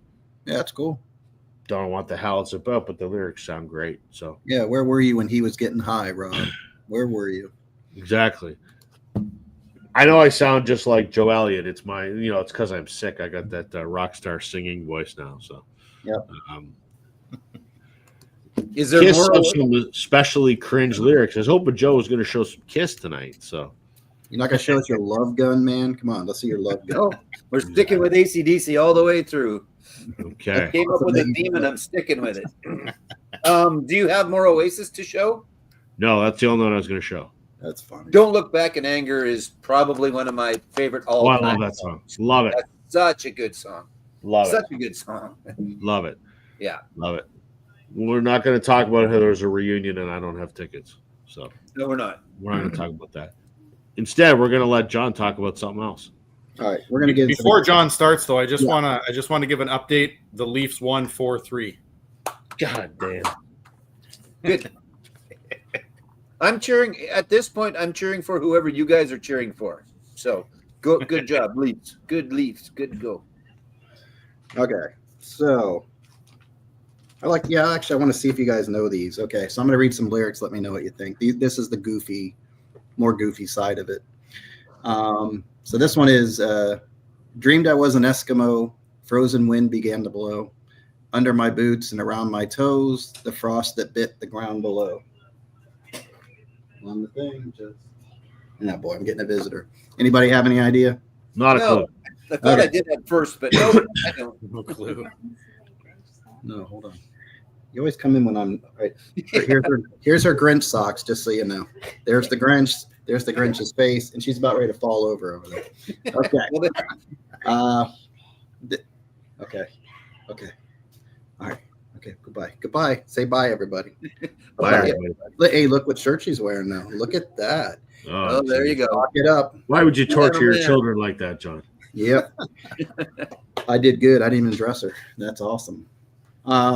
Okay. And she said, with a tear in her eye, watch out where the Huskies go. and Don't You Eat Don't That Eat the Yellow Snow. Yeah. Zappa. Great album. Great Zappa. I think this is a pretty accessible Zappa album. Doesn't get too crazy. Pretty reserved, not reserved, but not as crazy as he gets. But I heard this recently. I'm like, man, this is a really freaking good album. So it took me a while to find it, but I got a good reissue.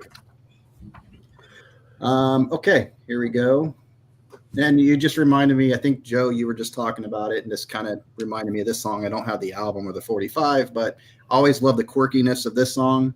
And right in the beginning, it tells you what it is. If you want to be happy for the rest of your life, never make a pretty woman your wife. Yeah. So from my personal point of view, get an ugly girl to marry you. It's just, I freaking love that song. It sounds like a party. It's just a fun freaking song. Yeah. Where's that line too about the, like her eyes don't match or something like that? Her face is ugly and her eyes don't match, but take it from me, she's a better catch. I'm like, holy crap. So if you want to be comfortable and have food on the table, just marry that ugly girl, man. It's all good. You want to be happy for the rest of your life. Oh, yeah. No, so that's replaced now. That's in there. Yeah. That's okay. That's all right. I like that one. Yeah. And that party's like, hey, man, your wife is ugly. Yeah, but she sure can cook. Good stuff, man. All right. This one's kind of nuts, too. Well, he went down to dinner in his Sunday best. Excitable boy, they all said. And he rubbed the pot roast all over his chest. Excitable boy, they all said. But it gets kind of dark. He took little Susie to the junior prom. Excitable boy, they all said. Andy her and killed her and took her home. Excitable boy, they all said. It's like, what? Where are we going with this? But then he has to take it to the next level and said, after 10 long years, they let him out of the home. Excitable boy, they all said. And he dug up her grave and built a cage of her bones. Excitable boy, they all said. Good job, Warren. Yeah. Warren Zevon. I mean, this guy, I just watched the documentary of him doing that last album and doing appearances. And you just wanted the guy to freaking live. I'm like a Warren Zevon kick right now. I've got everything but one album, but I mean, great album, great tunes, great cheek and tongue kind of lyrics. Just, you never know where he's going to go with his lyrics. Of course, he wrote Werewolves of London. And I just found out that Mick Fleetwood and McVie, they both played on Werewolves of London. I had no idea they were on that track. Didn't know that. Yeah. Send lawyers, guns, and money. The shit has hit the fan. It has hit the fan. Yeah, he's great. He's really good. You never know. And he can get very honest and emotional in some of his songs. So he's all over. Yeah, it's really good. Yep. Another one that kind of surprises me at the very end of an album, an old psychedelic album. It's a mother was watching her baby one night, the youngest of 10, a delicate mite. The mother was poor and the baby was thin, 'twas not but a skeleton covered with skin. Joe, you know this, right? You know where I'm going with this? I should. Okay. The mother turned round for the soap off the rack. She was only a moment, but when she turned back, her baby had gone, and in anguish she cried, "Oh, where has my baby gone?" And the angels replied, "Well, your baby has gone down the plug hole. Your baby has gone down the plug." The poor little thing was so skinny and thin, he should have been washed in a jug. So, last track off of Disraeli Gears, Mother's Lament. Yeah. So just a weird, oddball song off of a pretty heavy psychedelic album, I guess. For them, yeah, exactly, yeah. And then they ended up with that one. And then the last one, I have the CD, but I don't have the album. I don't find much. It's Lyle Lovett, but he's got this song here. It says, "I wear grandmother's ring on my finger. She had a tooth of gold, and just before she died, she said, 'Son, you can have my tooth, but do I really have to go?' And I keep my Uncle Leon in my closet. There don't nobody know. Just me and Uncle Leon in my closet. Where'd that old man go?" And then there was one more line in here too. And then the chorus is, "But look around and you will see the world is full of creeps like me. You look surprised, you shouldn't be. The world is full of creeps like me." So that's some pretty dark, demented stuff. I think if I started writing something like that down, I'd probably throw it away. And then I don't know what people are going to think, And then Julia Roberts married him. Yeah. Right? So he's got to be doing something right. I guess. right? He had large fingers. Yeah. Yeah. He kind of dropped off. He dropped out though, right? Like he was pretty big for quite a while, and then I think he made a little bit of a resurgence in the last while. No, or yeah, Joshua Judge's Ruth in the early '90s, I think, was a big, but he never really hit the big stature. Yeah.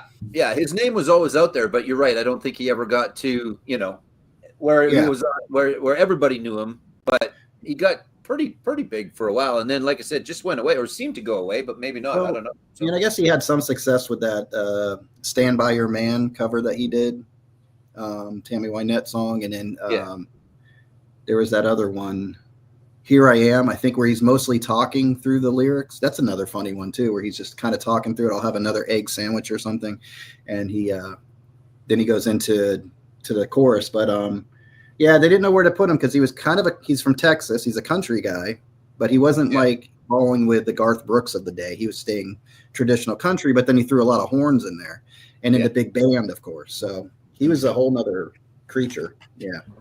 Agreed. But there you go. There's my weird lyrics for the night. Very nice. Okay, Daryl. All right. This isn't the last round, eh? We got time for. No, I still got like 5 records, so we'll maybe do like 1 or 2 more. All right. Okay. So tailing off, John. It's funny that you mentioned the psychedelic stuff because that's what my next one's going to be, and this is a song that I always thought that the lyrics were, or at least the title of the song was different than what it is. I've never shown this on my channel. I've never shown it on here, but the Electric Prunes did a song called "I Had Too Much to Dream Last Night," which I always thought the song was about getting wasted. I always thought the lyrics were, "I had too much to drink last night." But the lyrics of the song, I don't even know. I think it's about like some guy longing for a girl in a dream, but when he wakes up, she disappears kind of thing. I don't know exactly, but the lyrics go something like this. You can tell that it was written in a trippy LSD phase because, like John said, you don't just come up with this stuff. So he says, "Last night, your shadow fell upon my lonely room. I touched your golden hair and tasted your perfume. Your eyes were filled with love and the way they used to be. Your gentle hand reached out to comfort me. Then came the dawn and you were gone. The room was empty and I staggered from my bed. I could not bear the image racing through my head. You were so real that I could feel your eagerness. And when you raised your lips for me to kiss, came the dawn and you were gone, gone, gone. I had too much to dream last night." It's just such a weird song. And it doesn't help that the instruments that are in that song sound like somebody just gathered up a whole LSD trip. And I was going to say, I think you were actually given a hit of LSD when you were listening to that album. They just sent it to you in the mail. Okay, you have to listen to the Electric Prunes today. It is just absolutely bizarre. The album's great. The song is great. It's just so weird. It's so weird, and the lyrics state everything you need to know, as does the back cover about an LSD trip, I guess. Yeah. And I think you got it right because they were saying it. The phrase "I had too much to dream last night" is a pun playing on the phrase "I had too much to drink last night." Yeah. It's about, just like you said, it's about a guy who wakes up from a dream of an ex-lover. Yeah. He's, drunken stupor and your dreams seem real. So weird. Yeah. It's pretty trippy. That's a cool song. I like that song. Yeah. Agreed.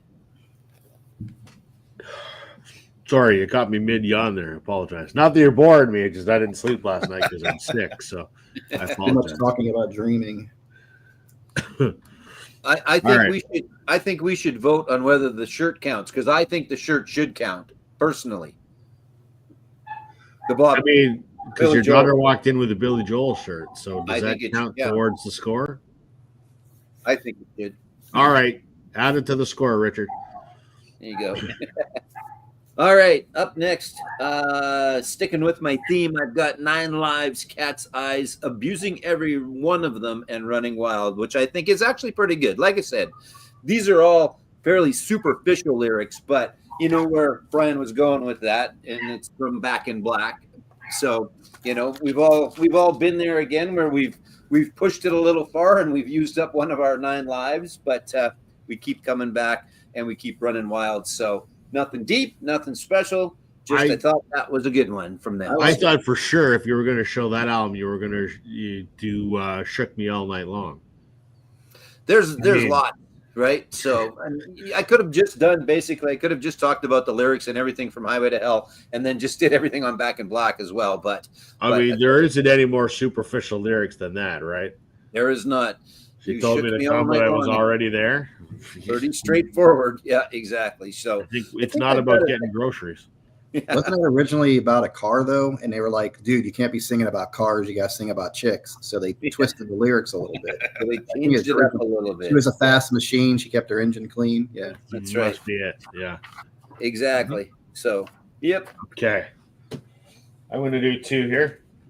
I don't know if you've heard of this band or not, the Beatles. It's about time we got to some of those guys. They're a big deal. I was actually going to show Rubber Soul and talk about In My Life, but I'm going to go this way instead. There's a song in here which a lot of people kind of hate as kind of a throwaway song. I absolutely love Maxwell's Silver Hammer. Oh, yeah, I love that song. Great song. Yeah. It is a fun, up-tempo, bouncy song about a serial killer. Yeah. I'm sure Paul meant it as a metaphor or whatever, but, it goes through in the first verse, Maxwell goes out on a date with this girl named Joan, who he kills. Yep. And then he's in school, and the teacher asks him to stay after school, so he kills the teacher. Then he's on trial, and he kills the judge. I'll quote one of them here. Back in school again, Maxwell plays the fool again. Teacher gets annoyed. Wishing to avoid an unpleasant scene, she tells Max to stay when the class has gone away. So he waits behind, writing 50 times, I must not be so But when she turns her back on the boy, he creeps up from behind. Bang, bang, Maxwell's silver hammer came down upon her head. Bang, bang, Maxwell's silver hammer made sure that she was dead. It's such a fun, upbeat song, but, I've always loved it's like, here's this kid just beating people on the head with a hammer. Yep. Bang, bang, Max. Yeah, it's a great song. I'm going to do a little piece of education for folks if they care. This is an original UK first pressing of Abbey Road. And the way that you can tell it's a first pressing is there was an error on it. You can see that the apple right here is not aligned with the text. Mm-hmm. It's outside the margin. So that's how you can tell that it is a UK first pressing of Abbey Road. Very cool. Not that anyone gives a shit. I feel educated. And I'm going to show another one here. Let me just pull up the lyrics here. Actually, this is the place where probably almost everyone gives a shit in this case. Yeah, exactly. You're preaching to the choir here. So right? Fair enough. Yeah. Okay. This song, and I'm not going to show the album I'm going to show a live album that they have it on.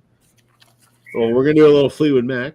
This is the Mirage Tour 82, which is actually the last official release that Fleetwood Mac put out last year.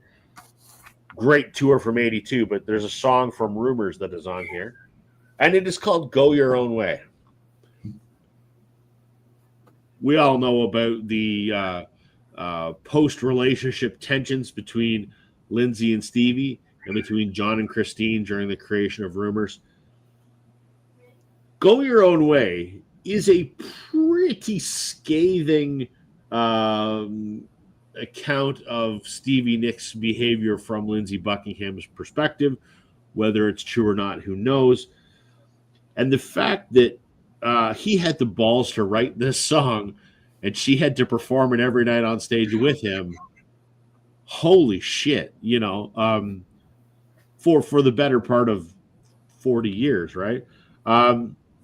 So let's I'll quote you some lyrics here. Tell me why everything turned around. Packing up, shacking up is all you want to do. Meaning she wants to just go, shack up with other dudes. If I could, baby, I'd give you my world. Open up, everything's waiting for you. But you can go your own way. You can call it another lonely day. Oh my God, just Loving Yes. you isn't the right thing to do. How can I ever change things that I feel? What a raw emotion song, but what a giant fu to make her be on stage and sing that every night with him for years and years and years. I mean, and she wrote songs about how shitty of a partner he was as well. So certainly a two-way street. Yeah. But man, that's laid bare some pretty raw emotions right there. Yeah. So. I don't even think she minded the song as much, but that line she asked him to change, and he's like, "Nope." That's probably the best line of the song, to be quite honest. Packing up, shacking up. Yep. Does not paint her in a nice light, but Yeah. It is what it is. Okay, let's go around again. I got 3 left. What do you guys? You want to do one more round or what? I can go all day, but yeah. That's what we've heard. Yeah. Let's do one more. Let's do one more round. Okay. All right. Okay. What do I end this on? So this will be the last round. This will be the last one. Keep your pencil sharpened, Richard. There's some blue rodeo coming. All right. Okay. So I don't know what you call this theme. It's kind of like these artists and their life and the environment that they're kind of growing up with. So there's 3 of them. It's kind of social commentary, but also kind of paints a picture of the areas. The first one here, when you hear Stevie Wonder and he lays on a heavy message to you, I love the fact that the music's sometimes pretty light. So it's not, the whole theme isn't, he tries to make light of it a little bit, but he gives you some poignant lyrics also at the same time. One that always stuck out to me was Village Ghetto Land. And it, paints a picture of, the political situation, the environment that some people had to live in. This doesn't look like the full lyrics, but he even paints the picture of, would you like to go with me down my dead end street? Would you like to come with me to Village Ghetto Land? See the people lock the doors while robbers laugh and steal, beggars watch and eat their meals from garbage cans. And he doesn't always have to rhyme it, but he can sing it, and it's interesting. Broken glass is everywhere. It's a bloody scene. Killing plague the citizens unless they own the police. So, a very political message there, keeping these families down. Families buying dog food now. So it paints this picture, but when you listen to the song, it's like the music's kind of light. I don't know if it's what he's quite using there, if it's just the keys or whatever, but there's no drums or anything else in there. And it's almost like orchestrated, but I think it's a lot of keyboards and that big, that machine he was using back in the day, where like a wall of wires and you just go around. But you guys are having like a coughing contest over there. Sorry. I should have just, yeah. Sorry. Trying not to. I know you're fighting it. So anyway, but yeah, the lyrics are heavy, but he delivers it in a way where you don't feel, but the message is delivered pretty well. Another one that it kind of reminded me of, it's not it's not quite like that, but it's similar. And here you go. Bring up the tally because, well, first of all, that was off of Songs in the Key of Life, Village Ghetto Land. Captain Jack off of this kind of does the same thing. To me, in the story of Captain Jack, it's maybe not somebody with a lot of money, but maybe middle class kind of family. He's got a brand new Chevrolet and things like that. He's got some decent clothing in the song, but he's kind of like drawn to the darker side of kind of like life, I think, in this. But it's some of the lines are like, Saturday night, you're still hanging around, tired of living in your one-horse town. You like to find a little hole in the ground for a while. So it's just somebody wants to kind of get away, not real thrilled with life. So you go to the village in your tie-dye jeans and you stare at the junkies and the closet queens. It's like a pornographic magazine and you smile. So I think that's saying something. It's like you're seeing all this and you're like, it's entertaining him. And then it gets into the whole Captain Jack will get you high tonight. And Captain Jack was a guy that was outside where one of the places he lived. It's funny, like Springsteen wrote Blinded by the Light. And he, I think that's the one, right? Blinded by the Light. And he's looking out at all the stuff going on outside. I think so. Yeah, I'm not positive of that, but yeah, that sounds right. It's one of his songs, but it reminds me of that because Billy said literally there was this guy, Captain. He was the dealer. But it's just this, you know, it even shows you like he can, like you stand on the corner in your new English clothes and you look so polished from your hair down to your toes, but yet your finger's still going to pick your nose. So it's like, you know, I don't know if it's like you can dress the kid up, but he's still low class. I don't know if it's you have the money, but you don't care, you know. So I don't know. I'm trying to read this character a little bit. So it's just interesting how the whole thing lays out. And they found your father in a swimming pool and all this stuff. So it's an interesting way to end Piano Man, you know, like on that note. And that song was really popular. I don't even think he released it, but it got played on college radio and it got a lot of play. So with that, you move into the 80s and you have Neil Young, Freedom, and Rockin' in the Free World.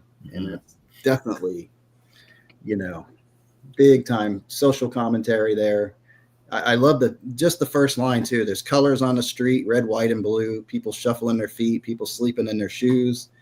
There's a warning sign on the road ahead. There's a lot of people saying we'd be better off dead. You know, don't feel like Satan, but I am to them, and I try to forget it any way I can. You know, you got the woman in the night. She puts her baby. That's you know, that's pretty ballsy, I think, to write a line like that. You know, see a woman at night with a baby in her hand on an old street light near a garbage can, puts the kid away, and she's gone to get a hit. She hates her life and what she's done to it. You know, so it's like, man. That line too, there's one more kid that will never go to school, never fall in love, never get to be cool. I thought that was just like, damn. And then you get into the political side of it. I think George Bush was president at the time, and he made all these weird promises and stuff. Yeah. But you got I forgot what the 1,000 points of light was. You got 1,000 points of light for the homeless man. We got a kinder, gentler machine gun hand. I'm like, God dang, that's good. We got department stores and toilet paper, got styrofoam cups for the ozone layer. Got man of the people saying keep hope alive, got fuel to burn, got roads to drive. So we just a wasteful nation, you know. And I think he just did a great job on that. There's 2 versions of the song on here. It starts off, and it's funny, I always thought this was a live album, the way he recorded it, but it is a studio album. But he starts off with acoustic. And it's just, you know, him pounding on that acoustic, and you just hear the strings bending. And then the end of it is the distorted, you know, rocked out version of Rockin' in the Free World. So, and never reissued, I don't think. That's an original, because I don't think that he ever reissued it. I think that's one he has not yet. It finally did last year. It was part of his archives, and it came with Freedom, Ragged Glory, Arc, I think, and Weld. Okay. They all came together. So finally, and I just found an original, and then that box set came out. So and then now the box set, yeah. Now I have 2 copies. So, but good. I just kind of thought of those 3, and like you said, music does that. You're supposed to comment about life and all these things, and you know, rub people the wrong way if you have to. You know. Yeah, and Stevie was certainly all over the place, right? Like there was "I Just Called to Say I Love You," and then there was. Yeah. The one like what you're talking about. So yeah, that's early 70s. Stevie was definitely more about the environment and social issues and race and all those things. Yeah, you know, sure. I think he said all he needed to say in that. I think I did a video on it, and 6 or 7 albums of that period that were just freaking crazy good, talking about life. So yeah.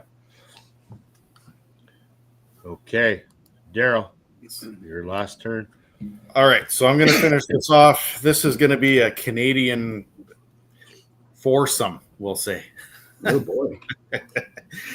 So, Rob, you've already mentioned this guy before, but not you basically noted that he's probably, if not the most, the greatest songwriter possibly in Canadian history is Gordon Lightfoot. Agreed. I could have went with anything here, but what I'm going to do is you went with, you know, when you were talking about your Fleetwood Mac, and it's basically an FU to the relationship. This song here, I believe, if memory serves me right, If You Could Read My Mind, is an apology to his spouse for cheating on her and stuff like that. Mm-hmm.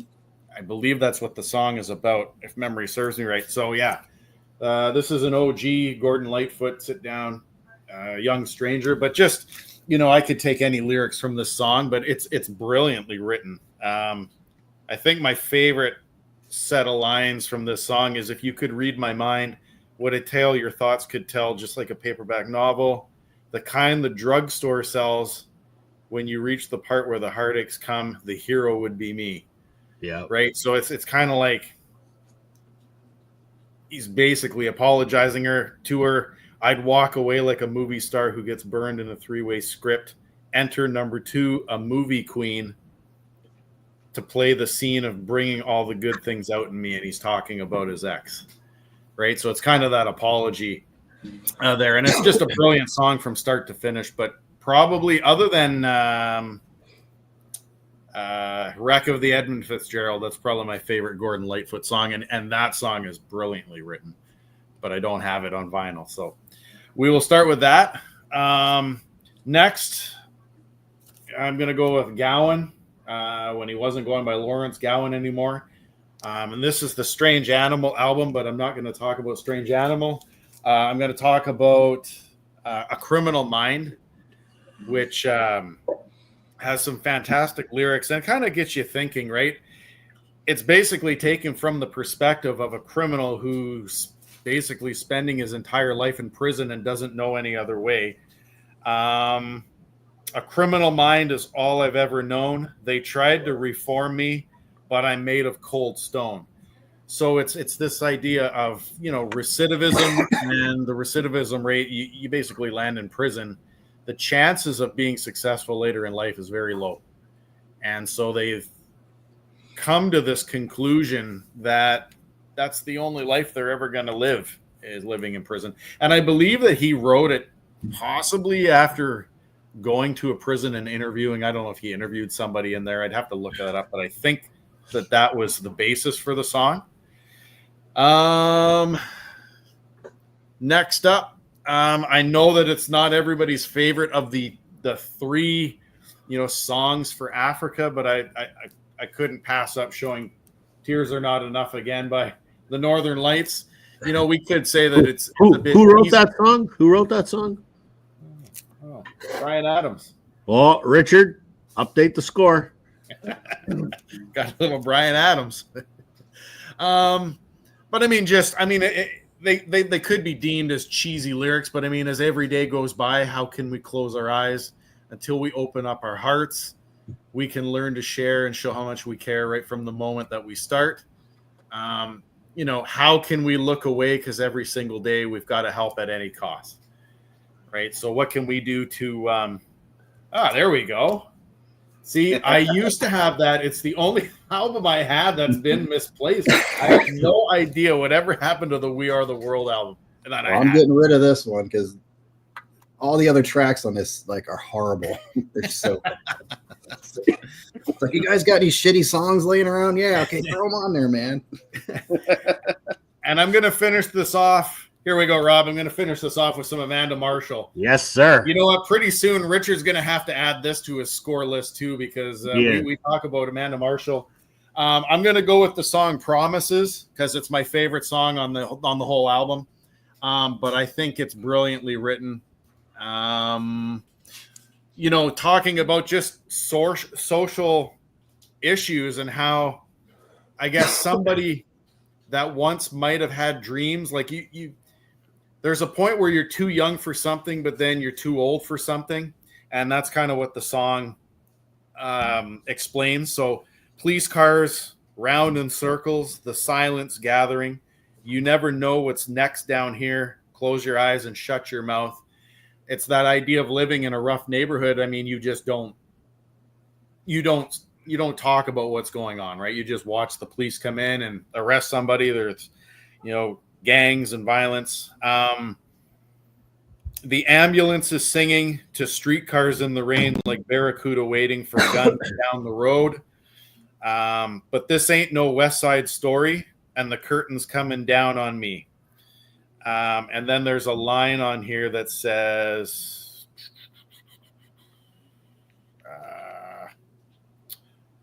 where is it? Too young to die and too old to believe in promises.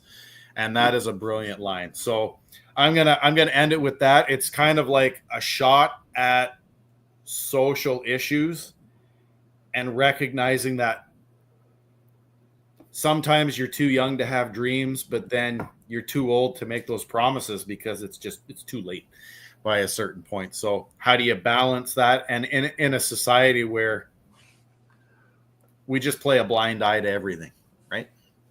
Brilliant song. It's such an incredible album, and I almost showed it, but I was gonna talk about the song "Dark Horse," which is my favorite song.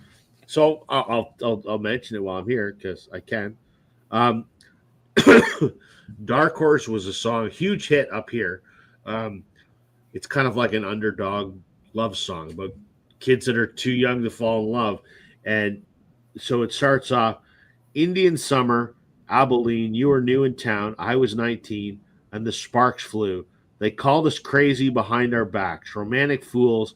We just let them laugh because we knew it may be a long shot. We may get lonely down the line. Love knows no reason, and I won't let them make up my mind. It's just such an amazing song. Mm-hmm.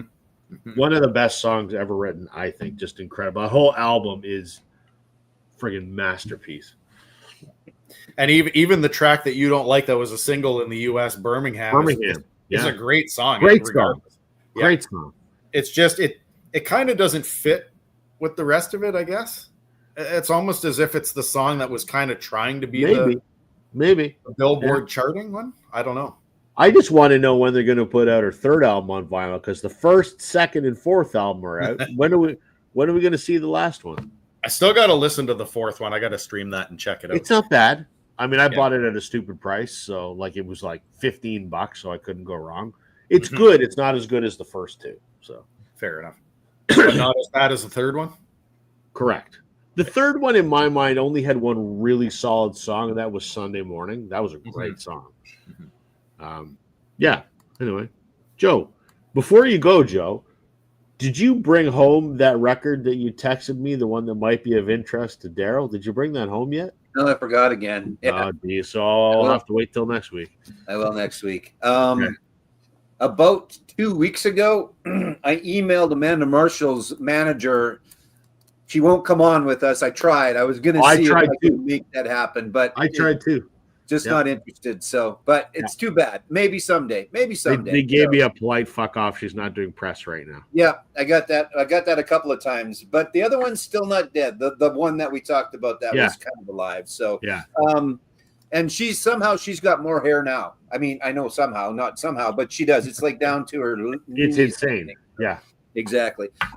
Quick before I show my last AC/DC one, I'm fairly certain.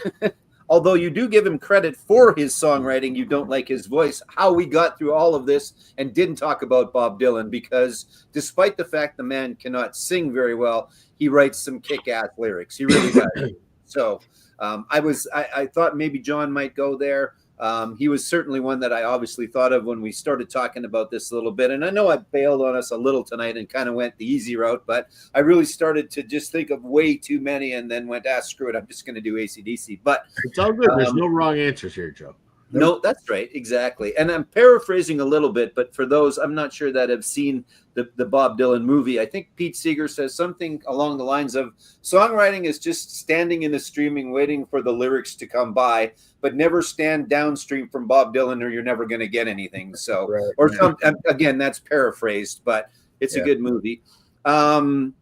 Also, fairly confident that you're not going to say this one, but you talked a little bit about twist songs, and my favorite ever twist song, of course, is the one that goes, and I should know these, but I'm glad I'm a man, and so was Lola. Lola by the Kinks. That was the first time it was like, oh man, really? And I don't remember how old I was, but so that one's pretty good. And then we also got through a whole show about lyrics without Simon and Garfunkel, and more so Paul Simon more than anything. But, again, you could probably have done, much like we could have done, someone could have done a whole Springsteen, and I think you could probably do that with Paul Simon as well. So with that said, my last AC/DC is short and sweet, and it is the ultimate way to end your concert each and every time, because it is a salute to your fans, and it is for those about to rock, we salute you. So Just write that song, play that one, blow the cannons off, and we're done. Thanks for coming, everybody. We appreciate you. And for those about to rock, although it is a little backwards because you've already rocked and then they're saluting you, but you get the point. So there you go. Yeah. Okay. So that's your last one, Joe? That's my last one. There's others, but that's good. Yeah. Okay. I got 3 here. One of them has a story. Okay. I had many songs that I could talk about by these guys, U2. But I'm going to go with kind of a deep cut off of here. This is 2000 and I don't know, 2001-ish, I think. 99, I don't know, around there. All That You Can't Leave Behind, there's a song off here called Kite. One of my favorite U2 songs. I've told the story before. I saw them on this tour the first time I ever saw U2, and they knocked my socks off. And when it came time to play this song, Bono walks on stage with his green Gretsch, just him. The other guys are not on stage at this point. And he goes, I want to play this song for you. And then, bearing in mind, this is like 3 weeks after Bono's dad had died. And it was about, 2-3 months after my grandfather had died. He was my best friend in the world. So I sort of, understood Bono's mental frame of mind at the time. And Bono said, I thought I wrote this song for my kids, but I think subconsciously my dad wrote it for me. This is a song about letting go. And he plays Kite. And he's bawling by the end of it. I'm bawling. Literally tears streaming down my face. Not embarrassed to admit that. That's because music is friggin' powerful. To quote some of the lyrics, it says, I want you to know that you don't need me anymore. I want you to know that you don't need anyone or anything at all. Who's to say where the wind will take you? Who's to say what it is will break you? I don't know which way the wind will blow. Who's to know when the time has come around? I don't want to see you cry. I know that this is not goodbye.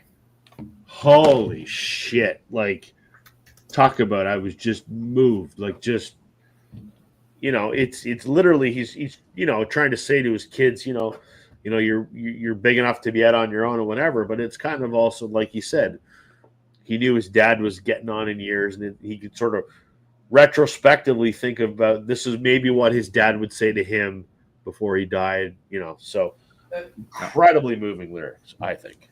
Yeah. Another good song on that album was In a Little While. I like that. Yeah. I think the whole album is one of their best, actually. Okay, Richard, get out the pencil. Yeah. 5 Days in July, the Magnus Opus by Blue Rodeo. It is a staple of Canadian music. John hated it because John doesn't get it. John didn't hate it. John doesn't get it. That's fine. Your review is good, John. I was going to say, wait a minute, you're too far with it. You also, but the thing is, you're missing some cultural context for it, and that's fine. It's good. Yeah. Anyway, there's a lot of imagery in here, but I mean, the song hasn't hit me yet. Mm-hmm. That is, if you're a Canadian, that is a campfire classic. Like, with an acoustic guitar and your buddies and you're in the woods camping, that's a song that gets sung. And it's, you think of imagery, right? How lyrics can evoke, a picture in your mind. And there's the lyric about how I stand transfixed under this streetlight, watching the snow fall, and out in the middle of Lake Ontario, the same snow is falling on the great dark wonder. It's just something that we all resonate with. We all get that image of, you're seeing the snow falling under the streetlight, but there's a certain, you feel how cold that is and how lonely that is, and the dark oppressiveness of Canadian winter. We all know what that. It's not just looking at the snow under the streetlight. We know, just saying that, Joe, Daryl, you know what that feeling is, right? So yeah, for sure. Yep. Oh, yeah. And it's also kind of a cool thought that you're thinking, that snow that I'm watching is falling out in the middle of that giant lake. And Lake Ontario is the smallest of the Great Lakes. But as someone who drives by it almost every day, your brain can't wrap your head around how fucking big that thing is. Mm-hmm. It's the smallest of the Great Lakes and takes you about 5 hours to drive from end to end. Yep. It is enormous. So there's something about the enormity of that also sort of resonates with that imagery. So I love a whole lot of those kind of lyrics in this album, but that's the one that sort of stands out most. One more tick on your score sheet here. This is the one Joe mentioned earlier. This is Casino from 1990. This was meant to be their U.S. breakthrough album that never was. Rolling Stone rated this album saying that the best new American band may very well be Canadian. Unfortunately, they never did succeed in the States, which is unfortunate. But there is a song in here called Till I Am Myself Again, the first song I ever learned to play on guitar. And in fact, it was on that Telecaster right there. Let me just get the lyrics here, because I'm terrible at remembering lyrics. There we go.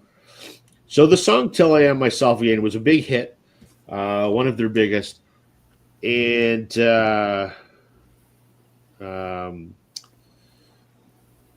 it is a song about a guy who's kind of down and out on his luck and sort of kind of in self-imposed exile on a drunken bender, because he's hit rock bottom and kind of life sucks, and it's it's kind of like the scene in his hotel room.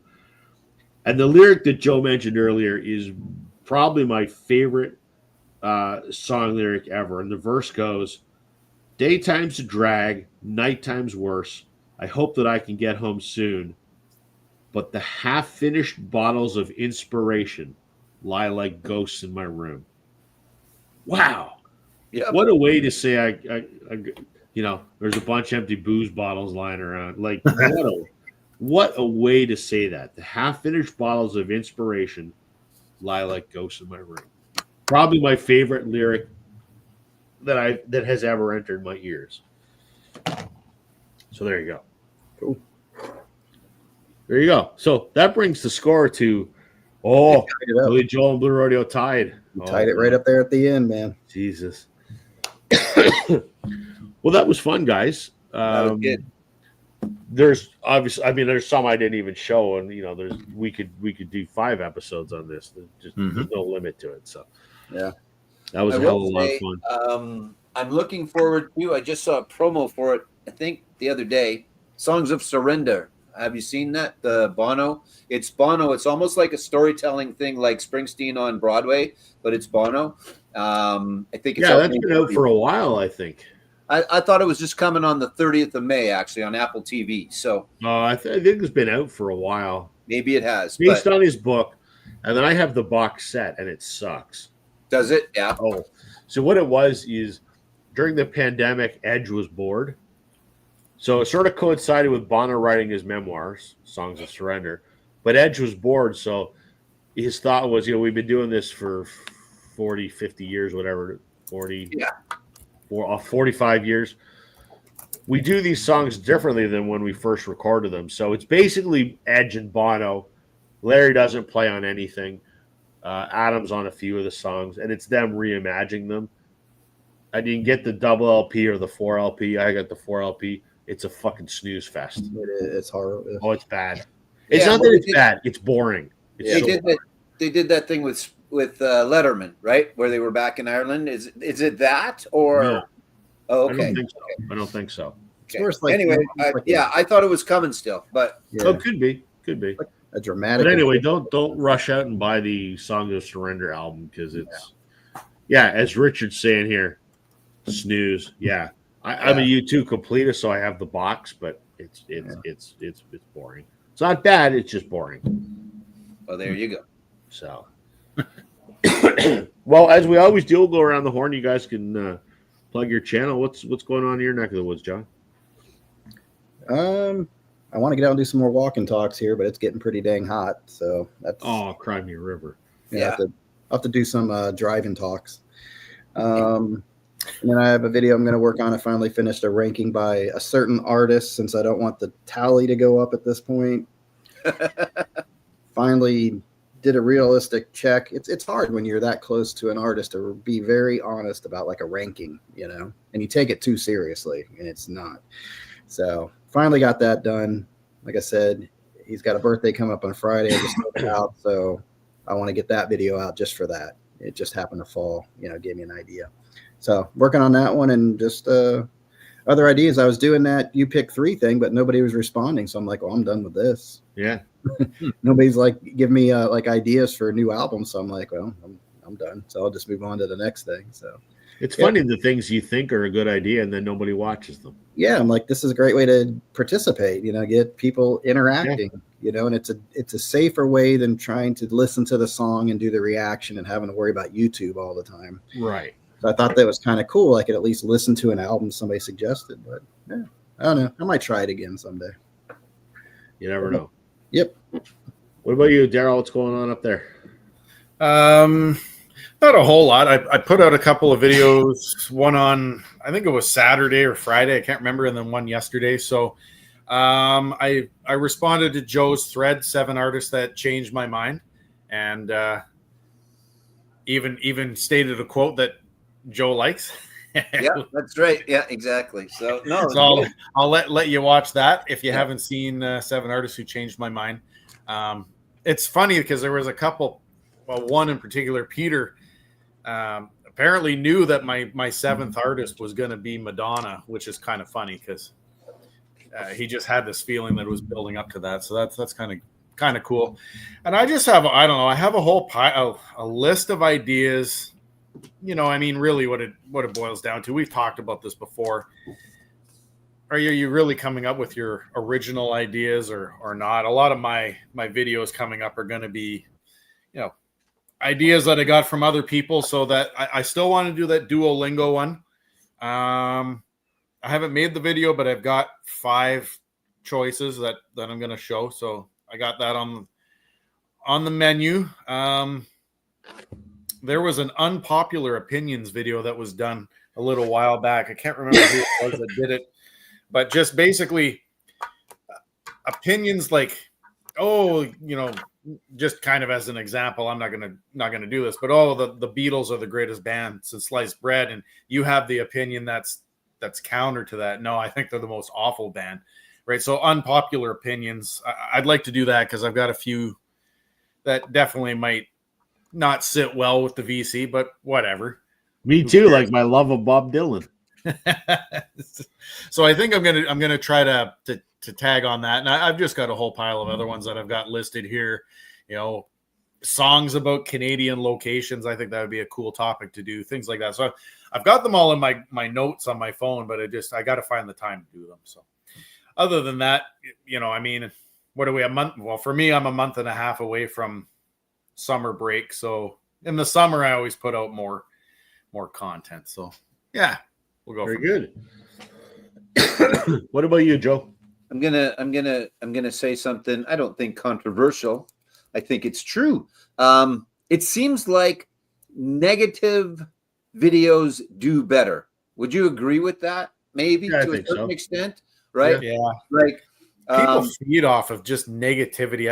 I don't know. Yeah, it's almost, and it's unfortunate. That's the thing. And we try and stay as positive as we can and things like that. Sometimes we, being the general collective that are here, talk about some topics that we talk about. But as an example, I think Glenn did a video a little while ago where he was pissed off at one of the comments, and it got like just a ton of views because it was an angry thumbnail and stuff like that, and completely not Glenn in any way, shape, or form. I mean, as pissed off as Glenn got, he might have raised his voice or not smiled for a couple of seconds, but yeah, it just seems like that's the case, and so we need to change that. We all just need to just keep doing positive videos, and someday they'll take off, and we'll do that. So or even I find that even to kind of tag along with that, but like even the more popular thread, so to speak. Like I did your 7 artists that changed my mind.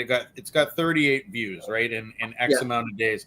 But if I were to go back to, let me see here. Anyway, contest alert. My contest alert. It wasn't even the contest itself. It was just the alert. Got 500 views. The alert part, yeah. Right, you know what I mean? Like it's so weird.